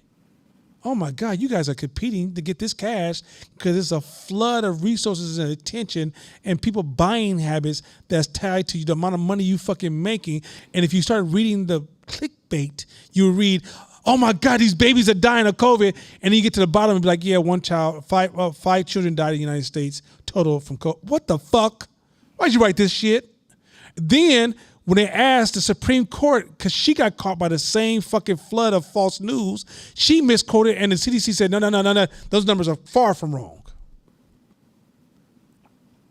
The hysteria, if you don't watch the numbers, you can't avoid the emotions of those clickbait articles and the news let's say you don't watch the news and you don't watch your friends are downloading the news to you and giving you numbers of these single numbers. Yeah, 10%, 5% of this, 3%, 2%. If you add, the world is like 2 billion people total. There's 8 billion people in the world. Well, you know how many 2 million people are? How many people died a day already? Nobody even asked that question. Well, how many people died already? Oh, damn, 7 million people died a day already? Just automatically without no COVID? Oh, 2 million people died. Just look at it, googly goo. Right? Once you pay attention to the numbers, you start to see the world differently because the world ain't pretty. I'm sorry. Stop watching television. Keep going. Over a period of 2 weeks, 31 people had died from swine flu. So y'all remember the swine flu? I don't know if y'all remember that shit. Bird that shit was flu. hyping up. 31 people died in 2 weeks. Go ahead. And a news search on Google brought up 442 articles about it. Wait a minute. 31 people died, and there was 250,000 articles on it. Monkeypox. Keep going. How did I say that number? That's did I say monkeypox. 253,442? I felt like I said something else. Sorry. I mean, think y'all. about this. If you had the ability to sell a product and you could run within a matter of 2 weeks, 253,000 ads, you have to ask, what the fuck are you selling? Holy Jesus. Keep going. That was 8,176 articles per death. I hope to God they get that many articles on me. Go ahead. Over the same 2-week period, I calculated that roughly 63,066 people had died of tuberculosis. Ooh, is that right? Is that right? Go ahead. Almost all these people were on levels 1 and 2, where TB remains a major killer even though it can now be treated. but TB is infectious, and TB strains can become resistant and kill many people on level 4. Oh. The news coverage for TB was at a rate of 0.1 article per death. Each swine flu death received 82,000 times more attention than each equally tragic death from TB. So compare the amount of attention of deaths that came from hospitals and diabetes during the George Floyd death. Matter of fact, COVID didn't get its proper attention for black folks because that year it was, I think, number 2, number 3 killer of black folks. But George Floyd, which was even 0.01% of our deaths, got crazy attention. The whole George Floyd's police failures and mistakes, whatever. That's another conversation and exploration. That whole conversation grabbed our. If you look at what grabbed our resources that year, it was police brutality. Police, like I said in the previous class, is municipal power. So if police fuck up in Detroit, they ain't got shit to do with Oakland, ain't got shit to do with Chicago, ain't got shit to do with New York. It's all municipal. There's no federal police. Federal police is FBI. So when the police fucked up in Minnesota? Was it Minnesota? Was it where George Floyd died? Yeah, Minnesota. We tore up Oakland. White folks tore up Portland. I laugh because I'm like, white people, what y'all fuck y'all doing? Y'all lost y'all fucking mind. Turn up Portland, Oregon, Seattle, fucking up my food restaurants. Because, Seattle got some good food. But we tore up America, and it's not centralized like that. Bad policing is a psychological challenge. And also, it's also part of a given statistic. You can't build anything that large and not have mistakes or flaws in the system. It's impossible. Try it. But that's big boy pants. The average person, you can't tell that. That if you build something that with thousands of people, you're going to have some failures in the system. Also, if you build a system and you don't have behavior science redesigning it all the time, it's going to develop some bad designs. It's going to cause bad statistics. Should we address it? Yes. But the way the narrative took over, it stole our attention from COVID and diabetes. If y'all pay attention to this shit, this is the craziest. It's the craziest use of resources. So you're no longer activists fighting for your race. You're fighting to keep up with the Joneses. That's crazy. Fighting for your race is a different job. But fighting to keep up with the Joneses is just watching TV and then responding. Next. The 80-20 rule. Okay, this rule here is going to come up 1,000 times in your life. If you don't remember, this is another one of those foundational beliefs and ideas of how to process the world around you. Go ahead. It is so easy to get things out of proportion. But luckily, there are also some easy solutions. You're going to hear this so much, 80-20. Go ahead. Whenever I have to compare lots of numbers and work out which are the most important, I use the simplest ever thinking tool. I look for the largest numbers. Mm-hmm. That is all there is to the 80-20 rule. We tend to assume that all items on a list are equally important. So things are never equally important. Go ahead. But usually, just a few of them are more important than all the others put together. Mm-hmm. Whether it is causes of death or items in a budget, I simply focus first on understanding those that make up 80% of the total. Mm-hmm. Before I spend time on the smaller ones, I ask myself, where are the 80%? Why are these so big? What are the implications? That's it. That's a powerful ass tool. 80-20 rule. You're going to see it in business all the time. When you're making business decisions, you want to start evaluating using the 80-20. What's the most important here? Not the one you like the most, not the one you feel the most, not the one that sounds the best. You default 80-20, 80-20, 80-20. That is a way of thinking. The 80-20 rule is when somebody throws numbers at you, I want to see all these numbers. Anytime somebody throws a statistic at you ever again, when you watch the news or whatever, I'm not against the news. When you watch the news or whatever, pull out more numbers. don't stop at the numbers anybody ever gives you. If even somebody means the best intent, because they might be fooled. Don't sit there and try to don't look for bad people versus good people. It's a waste of fucking time. Most people are intentionally good. They just sometimes fall into bad spaces. But when you're trying to make a decision, the 80-20 rule, you're going to hear a lot of corporations. So you're hearing corporations all the time, 80-20, 80-20. I made a decision based on 80-20, 80-20. 80% of people did this, 20% of people did this. This is where my resources was directed. Go back to the last point of you don't do things perfectly. When you're managing everything, you don't do 199. Sometimes you're just shifting down to 40, 50, 60, 70 because you're playing the long game. You don't change human beings forever. If you suppress crime, like I remember when New York had 1 year where they didn't have any homicides for 1 year. Don't buy into that number. That's a distortion. You may have suppressed it, but human beings don't. Culture trumps strategy. It's just a matter of time before the culture rises back up. Now you have to think about what's the 80-20, what caused most of the crime? If you want to reduce crime, what's causation? What is and the causation, like what's evolved, what's spinning up to produce this type of criminal behavior, and where do we need to, how do we attack that from a large scale? You can easily get caught up in those 20% arguments, because a lot of times 20% argument is controlled by asymmetry, which is somebody in the room was so articulate with so much charisma, puts out so much energy, and you forget about 80 because you're so busy focused on 20. It happens all the time in corporations. Like a lot of times with black folks, a lot of us are fucking up a lot of businesses. This is when white folks wake the fuck up, this ain't gonna last for long. Because once they wake up, they'll be like, what the fuck are we doing? So black people can go into a company like, this shit is racist and sexist and homophobic and da-da-da-da, and they'll start shifting resources, but you're really the 20. You're not the 80. You're really the fucking 20. And they'll do that shit, but what Netflix just did, Netflix said, fuck you and your problems. We're going back to the 80. Y'all doing too fucking much. We're here to make we're a business. This is Netflix. I'm growing this fucking company. I have more power in my investments than fucking around trying to use money to save your mediocre asses. You're replaceable any fucking way. By the way, the people who get replaced the most in the company is the specialists and the high-level managers. One of these days I go to, there's a reason for that.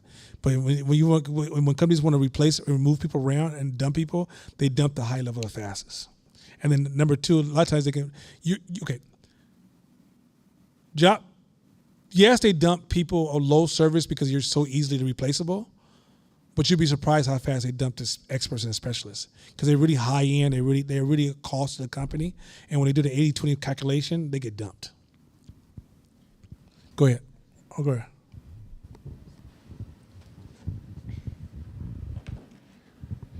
If you're applying the 80-20 rule to business and you're realizing that your 80% is a resource that is not the most scalable, do you transition and focus on the 20% and grow that to 80?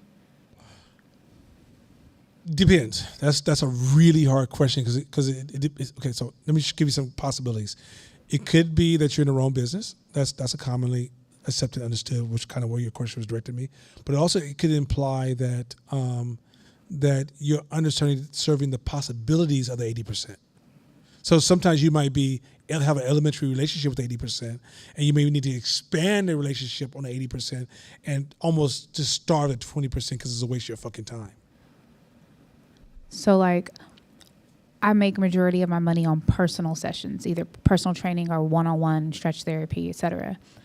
But though that's bringing in the most revenue because it's the higher tickets, I could, if I had more classes, which are more scalable, because I can have 20 people in a room that are paying me 10 times as much as a personal session, even though my revenue right now is more coming from the one-on-ones. If I put more energy into the group, I could scale more money. And so I'm thinking like, so the 80-20 is the opposite, and there's no flaw. Then what you just said is 80-20, because you're saying this group can pay me more than this small and one-on-one training. So the 80% is the large group, the 20 is the individual training. Even though it's paying you more right now, you're not looking at it from possibilities. You're looking at it from, you're reacting to first level. If you go, okay, we step further back, you go, shit, I'm depriving the 80%, which is this potential to grow, because I'm over-focused on this comfort, which is just 20%. Okay, let's keep rolling. For example, Here's a list of the world's energy sources in alphabetical order: Okay, this is great. biofuels, coal, gas, geothermal, hydro, nuclear, oil, solar, wind. So y'all just think about how you've been listening to all this discussion around energy. Go ahead. Presented like that, they all seem equally important. Right? It sounds like they all have some value. So you'd be like solar and electrical cars and da da da da da. You think, oh, this shit's important. Keep going. If we instead sort them according to how many units of energy they generate for humanity, 3 outnumber all the rest, as this graph shows. To give myself the big picture, I would use the 80-20 rule, which tells us that oil plus coal plus gas gives us more than 80% of our energy, 87% in fact. So real quick, we didn't do because I explained this one without the graph. What he's saying is that if you look at that graph, if you put it all in a graph, as opposed to just kind of mention them all in a sentence, you'll find that the world still uses mainly oil, coal, and gas, right? And that's 80%. So if you talk about something like solar, it's so small and it's such a long way to go to even be in the conversation that sometimes it even seems weird to put it in the conversation. That's like saying, man, I went to Donna's house. I don't think he's good in business. You say, why? The way he treats pennies is just ridiculous. He just throws pennies in a drawer. Don't give a fuck about them. He can't be a good business person. Well, because pennies have low value to me. They may be heavier than dollars if you hold them in your hand. You give me the same. You start adding up the amount of dollars and pennies. You be like, okay, I got $100 in pennies and $100 in dollars. Which was heaviest? Oh God, the pennies are really heavy, right? But the 80-20 rule says I need to focus on the dollar. And so the same thing happens with oil, gas, like these conversations we're having around certain resources where we should place our money in our investments. If we use the 80-20, it would give us clarity on, okay, I hear all these narratives, because mind you, if you go back to, we talked about the psychology of money, these things become enriched by narratives, but the narratives don't show their actual weight. When you go back and look at the numbers, you realize, okay, the narrative is rich on this, but this is where all the money is. So even though Elon Musk is doing great with Tesla, where's the real money at? Amazon's doing good, but Walmart's whooping ass. But you would never know that because Walmart's like, yo, man, keep me out your fucking mouth. Let me just go make my motherfucking money over here. And Amazon's like, yeah, bitches, I got cash over this motherfucker, right? And I'm gonna build me a tall ass penis and go to see the motherfucker move me back. What, right? And y'all like, they got hella too much money. You paid how much money Walmart got?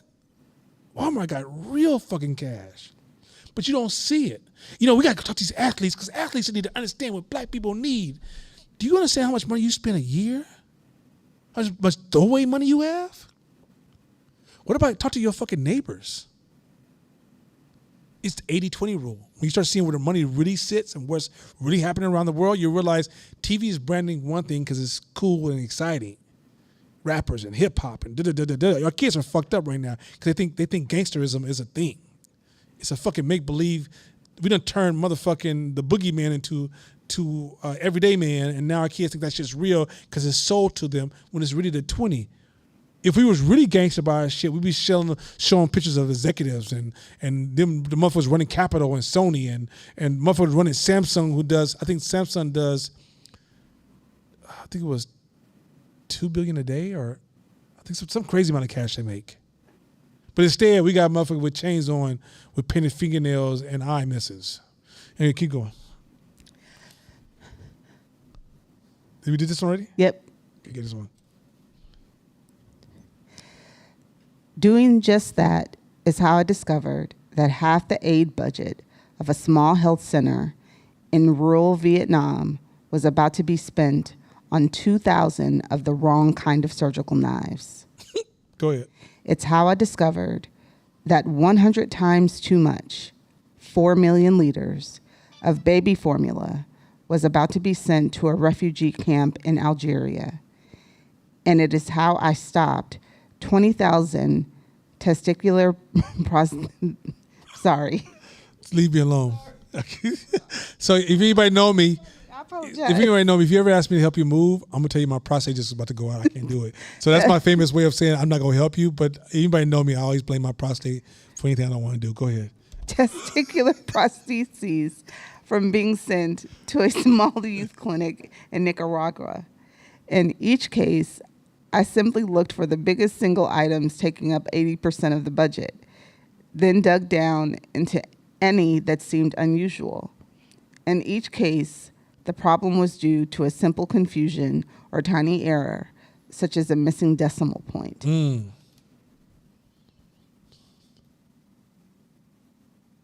Oh, so today, in America, there's 1 billion people. In Africa, is 1 billion people. Europe, 1 billion people. 4 billion people in Asia. Fuck you up, huh? Majority of the population is in Asia. In the century prediction, 1 billion people in the United States. I mean, at least in the United States. In Americas, 1 billion people in Europe. 4 billion in Africa, emerging markets. 3 billion people will be in Africa at the end of the century, and 5 billion people in China. So when you're thinking, and majority of the wealth, keep going. By 2040, 60% of level 4 consumers I mean, that's 60% of the people who got cash in this world will live outside the West. live outside the United States. Keep going. Yes, I think the Western domination of the world economy will soon be over. Yes, keep going. People in North America and Europe need to understand that most of the world population lives in Asia. In terms of economic muscles, we are becoming the 20%, not the 80%. Uh-oh. So black people. So when my daughter was born, I named her Nzinga Ada NT. NT Ghanaian. Nzinga Angolan. Also, Nzinga was one of the most powerful queens in Africa. Her mother chose Ada, some African, I don't know, Middle Eastern African or something. I don't know. I didn't want it anyway. I just rolled with it because I ain't gonna get no trouble. Anyway, point is this. I want my daughter to be able to do business with Africa in the future. I want my daughter to be able to tap into an emerging market. I don't know if you guys have been paying attention to Africa lately. They're coming online strong. They're coming online in so many different fucking ways. African Americans, if you really want to empower some of the systems we want to build here, the long-term play is going to be expansion outside the United States. And so it's important to start. I know some of us got to work on our shit that we're working on right now, but your long-term vision should have something to do with expansion. If you're going to scale, where there's going to be some smart relationship with emerging markets. If 4 billion people come online and a certain percentage of them become level 4, that's a lot of fucking money surrounding this country. And so kind of think about the world differently and become excited about the possibilities if you look at the numbers accurately. But if you look by this idea that the world starts in America and ends in America, you're not even seeing the possibilities and opportunities that surround you. Go ahead. But many of us can't fit these numbers into our nostalgic minds. Not only do we misjudge how big our war monuments should be in Vietnam, but we also misjudge our importance in the future global marketplace. So real quick, black people, we misjudge. Okay, so Kendrick Lamar said this. It said that, I forgot the phrase, but he paraphrased. He was saying in one of his songs that each group that's complaining what's wrong with the world implies that they're the most important group, right? Well, the backward side of that implying that you're the most important group. You know, I'm the original man. I'm Egypt. Most Africans come from Southern East Africa. I've got the one of the early popular groups that we love. But anyway, right, it's slipping my mind. But the other side of that problem is that when you start seeing yourself as so important, you also start trapping yourself as limitations of that's all there really is. I am committed to black folks, number one. No question. That's why I get down. That's how I get down. Everything about my life is black, black, and black, and black, and black. But in that commitment, you got to learn how to see others, to see the opportunities. Because just how you buy a Samsung phone, they're not even from America. I don't even know somebody that works for Samsung. Samsung don't give a shit about my family. They don't dislike my family. They just don't know anything about my fucking family. The same thing for your customers. Your customers don't need to love you, know you, be down with you, think about you, have pictures of you on their fucking wall, relate to your plight from coming from slavery. No. We got to start thinking bigger. So once we extract those resources, Samsung can build a beautiful school in their neighborhood for their kids to go to continue to perform at a high level and contribute to society. That's the game we're playing. But you got to also think about the world differently. The world doesn't start with the black person, because we can start to tunnel on ourselves so much that we don't see nothing else. Like, if you ever talk to a lot of black folks, we don't like to, like now we're trying to travel more than, when I was coming up, it was Atlanta, LA, New Orleans, New York. We done. Chicago, maybe. We done. Overseas, what the fuck I'm going over there for? Ain't got no fried chicken over there. I'm staying right here. Shit, I'm going down south. That expansion is necessary not because we need to go to Europe and fall in love with them. We need to learn, see possibilities and options, and continue to expand our brain, because as we build something here, that very item that we're building here can expand and reach, especially in the internet culture now. Internet culture, your shit can be found in Africa really fast overnight. Services and labor. This class can find itself in Africa. Like, the world's changing. Shit, China's changing. This cat is a fan of China. He talked about it numerous times because he saw the emergence of the market, how advanced, how fast they're growing, how quick they hit level 4, and the size of the population. Meaning that if you got 4 or 5 billion people and only like 15% buy your product, you so fucking successful, it's ridiculous. Fucking ridiculous. 10%, fucking ridiculous. 1%, fucking ridiculous. 0.5%, fucking ridiculous lifestyle. But we got to start thinking bigger, having broader conversations. If you ever travel overseas and you talk to somebody who travel overseas, they talk different than somebody who travel domestically. Oh, another point. So we have the lady that was a nanny to my daughter for a year. She's really a stewardess, but they had to suppress labor because of COVID, right? And what happened was she was saying, the Bay Area is such a fucking bubble. I said, what do you mean? She said, when I go to other states, nobody thinks like the Bay Area. No one thinks like that. Get the fuck out of the Bay Area, y'all. Learn to see the rest of the world around you.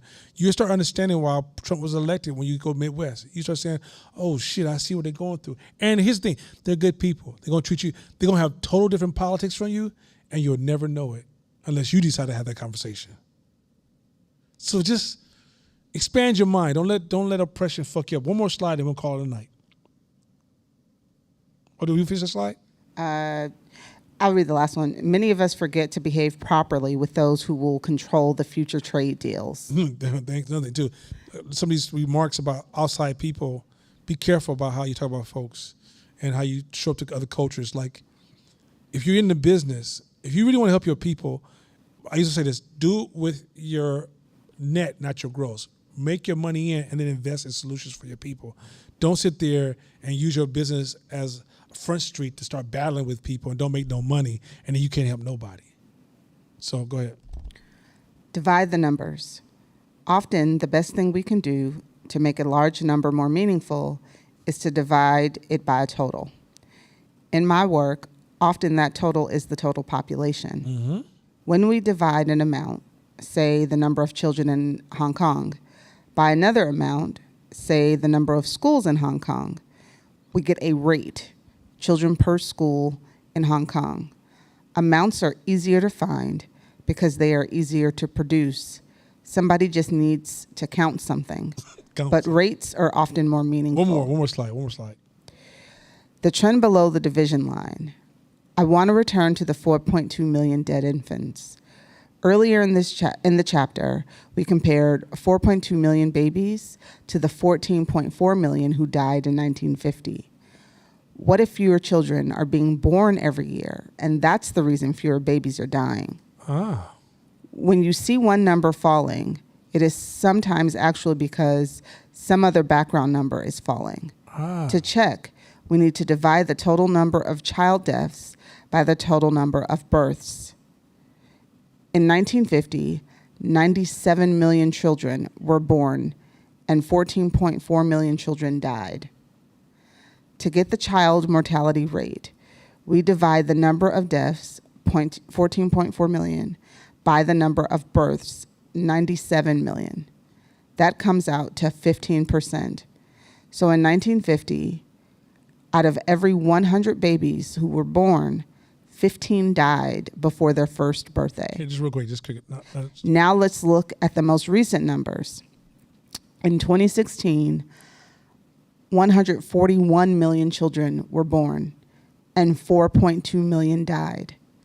Dividing the number of births by the number of deaths comes out to just 3%. Out of every 100 babies born across the world, only 3 die before reaching the age of 1. Wow. Wow. The infant mortality rate has changed from 15% to 3%. That's crazy.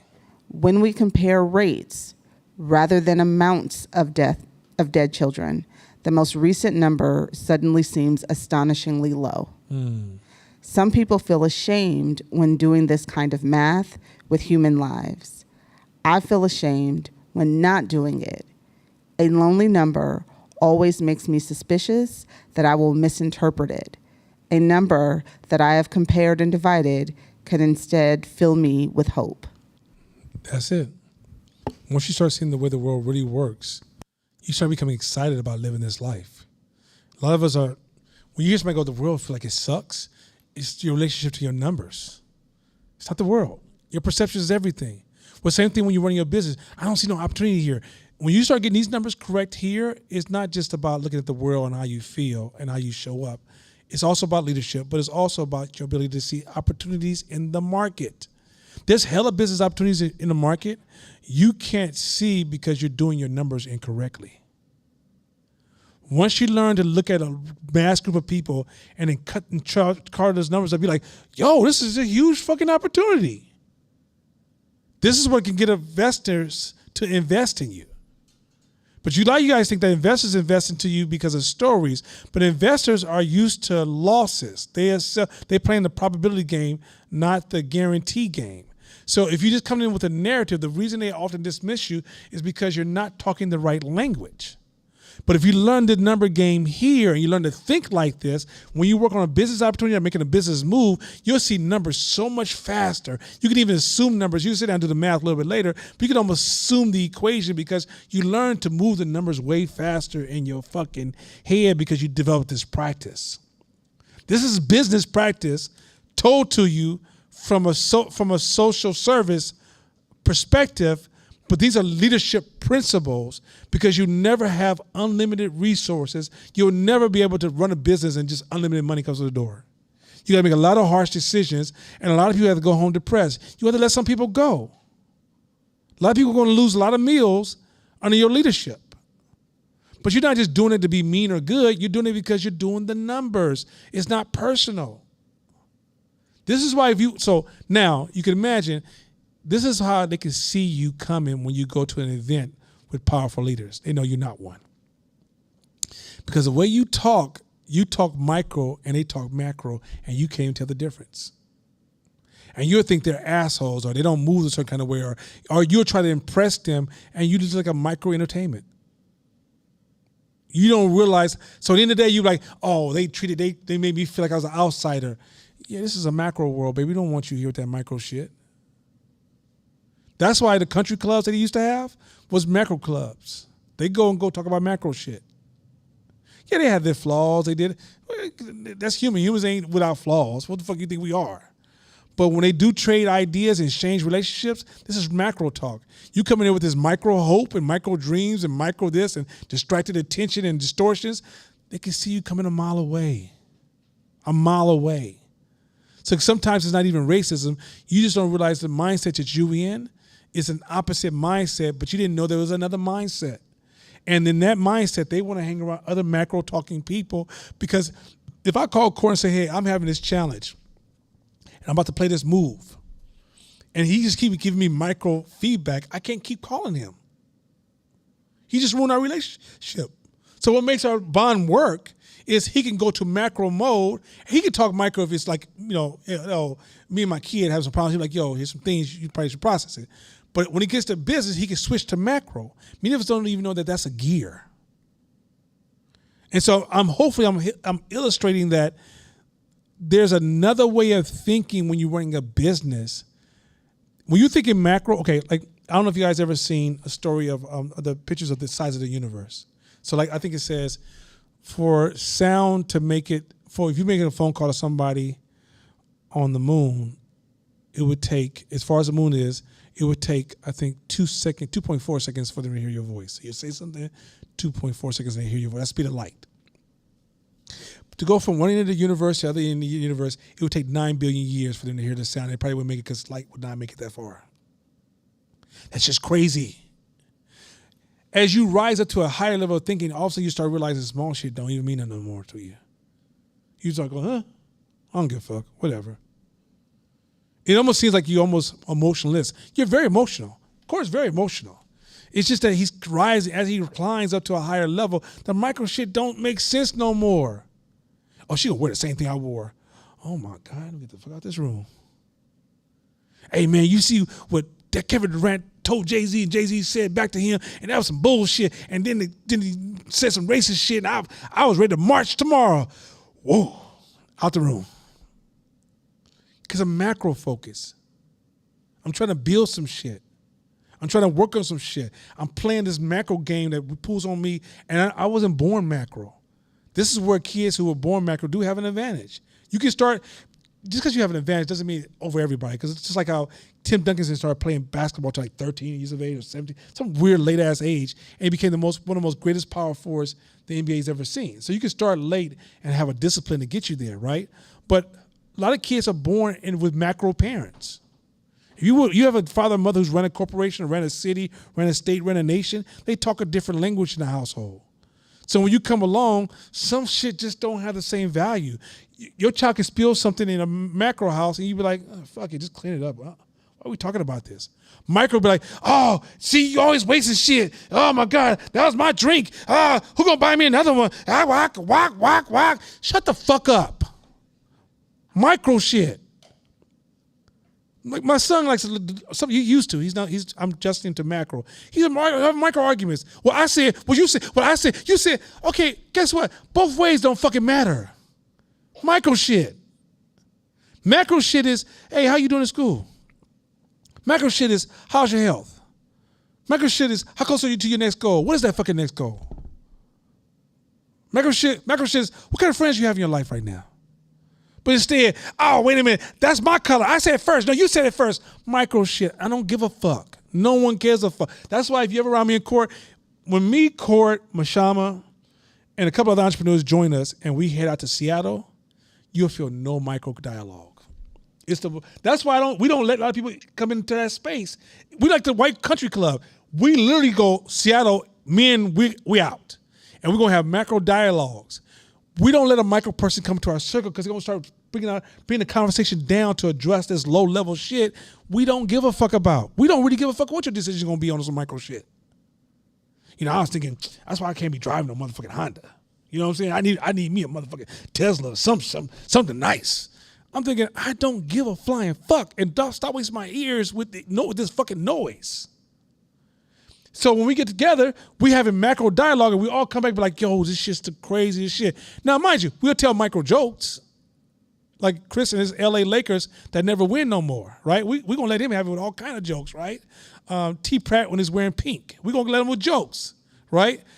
But when we start talking for real, it's macro. And then when we move and we spend money, we're fighting to pay the bill because no one's playing micro budgeting. Yo, I'm investing in a circle. Do you realize how many fucking ways you can prepay a bill? I didn't know there was so many fucking ways until I hung out with these cats. So now we be calling the places, restaurants the day before, and everybody like, where y'all want to go? Yo, I know this dope ass restaurant we all should go to. There I got my credit card number. I already know what the fuck is happening. And then Corda walking in, motherfucker talking about, oh, I gotta use the restaurant. Damn, you know, I was holding my bladder. He running and trying to get him a credit card. Now it's already paid. This motherfucker. Right? It's like, but in the end, no one's like, well, how much you drink? How much you drink? What you have? Okay. All right. You owe me $12. You owe me $7. God damn, you was drinking. You owe me $35. Man, take my credit card. I got it today. We're macro, this bitch. There's a reason we move that way. It's a way of thinking and seeing the world because we're playing this long game. that as men, we're supposed to be investing in the world that we want to live in, our kids going to live in. It's a different way of thinking. I'm trying to bring this principle this part of the year. This is the beginning of scaling, because scaling is, you're not going to be talking micro no more. Even though some of the solutions will feel micro. Going back to the laptop, right? I got her a laptop. She's upset. That's emotional, right? But how I feel about it is going to be macro. It's a necessary move. I won't be sitting there talking about, she want a fucking laptop. What the fuck she got me fucked up? Yo, man, let's play this number out. What's the cost of giving that a laptop? What's the play? Do we take a loss or do we take a win? And if we take a win, don't mean like, what do I get from her? What's the long-term play of that relationship? Can I use that relationship in my favor so down the road that's a macro win for me? Get her the fucking laptop, man. I don't give a fuck if it's a loss right now. That's macro moves. You don't get into, I feel some kind of way. Fuck your ways. Play macro game. But micro will have you paying attention to so much distracting noise, fairness, kind of the distortions, of all the kind of distortions we mentioned in the last couple months. You'll be having all those motherfuckers popping up because micro will waste so much of your fucking time. Gossiping is micro. You know, Shabisha, I heard Kai should be using hella lip gloss. That's hella micro. What the fuck wrong with you? What the fuck is it gonna do with you? You kiss her every day? Then shut the fuck up. Your life is still fucked up. You think you want to say Court before I get out of here? Go ahead, Cassandra. Go ahead, Cassandra. You gotta get the microphone, otherwise you'll be talking to yourself. So I'm throwing a kickback. I'm throwing a Hope Mixer at my house on October the 1st. It's a Saturday. I don't know what time yet, but we talk a lot about how the community, and we're talking about it now, how important this community is and the networking is. And I've personally experienced that both professionally and, you know, in other capacities with a bunch of folks in this room. And I can honestly say that we've got some of the dopest talent and the most talented people. And I know that. I want to make sure everybody else knows that about, you know, each other. We've got a bunch of new Hopers and a bunch of legacy Hopers, and I'm hoping that everybody can come together and relax and chill and just kick it, have a good time. There'll be food, drink, you know, family friendly. I'll send out an invite. I have everyone's email addresses, and so I'll send out an invite so you guys can RSVP. It's not super formal, but I just wanted to create this space. I wanted to open up my home and just give us a chance to get to know each other and have macro conversations and, you know, just take advantage of what we have together. That's it. That's hella tight. Hey, by the way, I'm gonna call somebody out real quick. Tennille and Shakina tennis shoe game they be killing me. Their games be so fucking cold. If y'all get a chance, check out them tennis shoes. Those at home, I wish I was here because between Shakina and Tennille, I think they be having a battle over there. That's some micro shit. They be like, "Yeah, girl, you can't fuck with me." So anyway, with that being said, I'm serious. Their tennis shoes are hella tight. I don't know what the hell going with these two because every time I turn around and look at their feet, it's hella tight. Anyway, with that being said. Hopefully we go to classes. There's no class next Wednesday, but we'll be back to follow. So we take one Wednesday off every month to reset and to work on teaching this stuff here. But process it. We'll have an exercise next week to help you process some information. The goal is to kind of like teach courses, but also have some exercises that are included so we can reflect on this information because I'm giving you guys a lot of new material. Also, do not hesitate to go back and look at previous classes to revisit it because I promise you these principles are not simple. Don't forget, hopefully you finished Psychology of Money. We're done with that book. And I got another book I'm going to lob up to the top to be our next book for us to listen to, which is full of strategies and working with large groups of people. Even if you have a job right now, it will even help you change your position in the jobs you currently work. But it's going to be a lot of just business strategy, people-to-people strategy. So I'll be announcing it. And when we announce a book, the books are not meant to be read. They're meant to be audio books. I'm trying to replace the podcast game because podcasts started making us too anecdotal. We started saying, how do I fix it? Give me some new information. I need some new tools. Give me some new tools. And you couldn't even use the first tool because you had no contextual ownership of the tool that you were handed. And where books allow you to kind of wrap your mind, circle a tool, and then see how it applies to your life and learn how to use it. And also in areas you didn't even know it applied. So that being said, as they say in Portugal. I'll talk to y'all later on. Take care of yourself. Peace and love out.